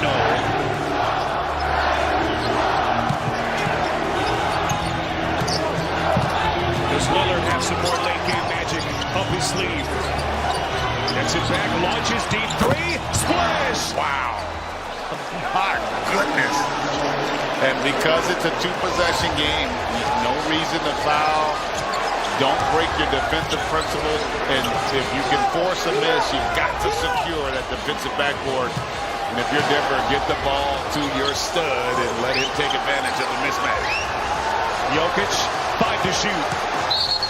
Jokic against Anthony, contact and a foul. And that's big because that's going to give you a reset now on that shot clock back to 14. That was their last foul that they had to give. As Carmelo Anthony picks up his 4th. And that was a great decision by Dame to give it up, reset, and in essence almost like a repost to catch that. Morris missed it. My goodness. On a night where he has done everything right, he leaves the door open. Lillard, he is a killer. Oh, wow. It just does not get any better. And Austin Rivers in terms of free throw shooters. Inbound to Porter, now to Jokic. Here's Morris. And Powell will come over and takes the foul tonight for Denver. 21 of his 26 since halftime. He has just been incredible and been a terrific compliment as they're going to take Jokic out, make a defense for offense substitution. Understanding that this is going to be about defending that three-point line. And missed it. That leaves the door open. Here he comes again. Lillard. Steps back, fires, bangs it in again. Oh my goodness. I cannot believe what I'm witnessing here, partner. Damian Lillard ties it. 3 seconds. Rivers. And the issue there, no timeouts for Denver. 11 ties, 11 lead changes. Morris, beautiful handle, in and out. Offensive rebound, Gordon. And that's a great play by Gordon to attack that offensive glass, get your team another opportunity. Here's Jokic to skip. Porter for 3. Got it! Denver takes the lead. To give. Damian Lillard, 55 points. He has set a new playoff record with 12 threes if you just joined us. Anthony, now to Powell for the tie. No. Rebound Porter. And honestly, I thought Carmelo had an opportunity to attack the basket there and get that deuce. You got to be careful. You're in the penalty, and Jokic knows that. Jokic likes the matchup, spinning fade, and the rebound by McCollum. Under a minute left in double overtime. The finish. Jokic this time against the better defending Covington. Puts it up. No. Covington clears. He played it perfectly. They got to get the ball over half court there. Blazers have a timeout. They don't take it. But McCollum was out of bounds. My goodness. I'd like to have Jokic take it out because of his short-handedness, but they go with Aaron Gordon here. On this inbound, so there is Jokic. Throws it into the backcourt. It's Morris, and he is tracked down and fouled. Terrific free throw shooter, 8 of 9 tonight. And it's a 2-possession lead with 8 seconds left. And it sounds crazy, but there's still an opportunity. make or miss. You've got the timeout. You can get the ball advanced. You're going to need a 3. And then see if somehow you can come up with a miraculous play defensively. But if you're Denver right now, this free throw is going to make you feel a heck of a lot better about having an opportunity to close this out. Yeah, this is a Denver team that a lot of people felt like didn't have much of a chance after they lost Jamal Murray in April to that knee injury. What a moment for their franchise tonight. McCollum on a 3, missed it. Harrison is fouled. Shaq Harrison, 82% free throw shooter.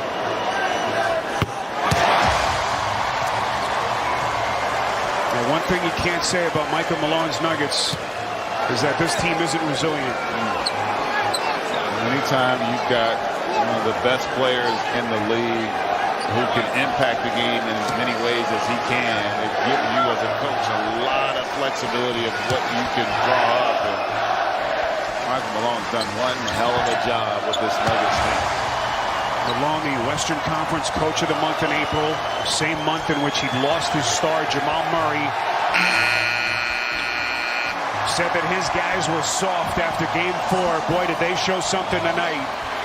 We will hit the 5-minute mark of this fourth quarter in Memphis. Brooks double comes from Morant. Edwards back in there playing with 5 fouls. Jones vacates the area. Edwards over Bain. Rims out. Clark with the board. Morant. The floater off the mark. Follow Clark. That won't go. Fights for it and lays it in. 1-point game with 4:39 left in the fourth. To 6 in favor of Memphis.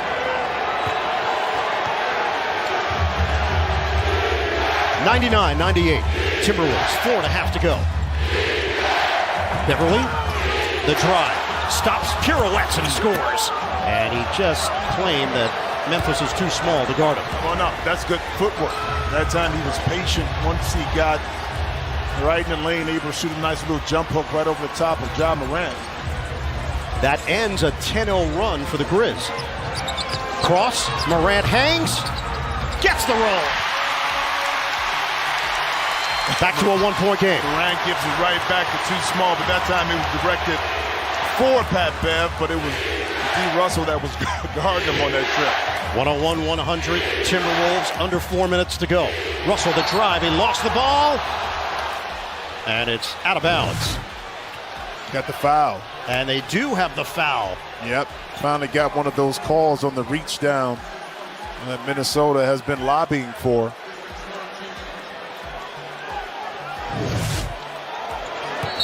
It's Tyus Jones picking it up. Third team foul. Russell one-on-one with Jones. 8 to shoot. Full isolation. Russell spins and denied. The help defender is Clark. Out of bounds. No, a whistle on Jones. Yeah, but it's the pull of Jones, which causes D'Angelo Russell to fall backwards at the official call. It's real subtle, but the inside pull, if you watch it right there. Yep. He pulled the chair out from under him, too. He pulled a Rick Mahorn. No, he did the right thing, but he grabbed the elbow. 101-100, Minnesota, 6 to shoot. Edwards trying to create.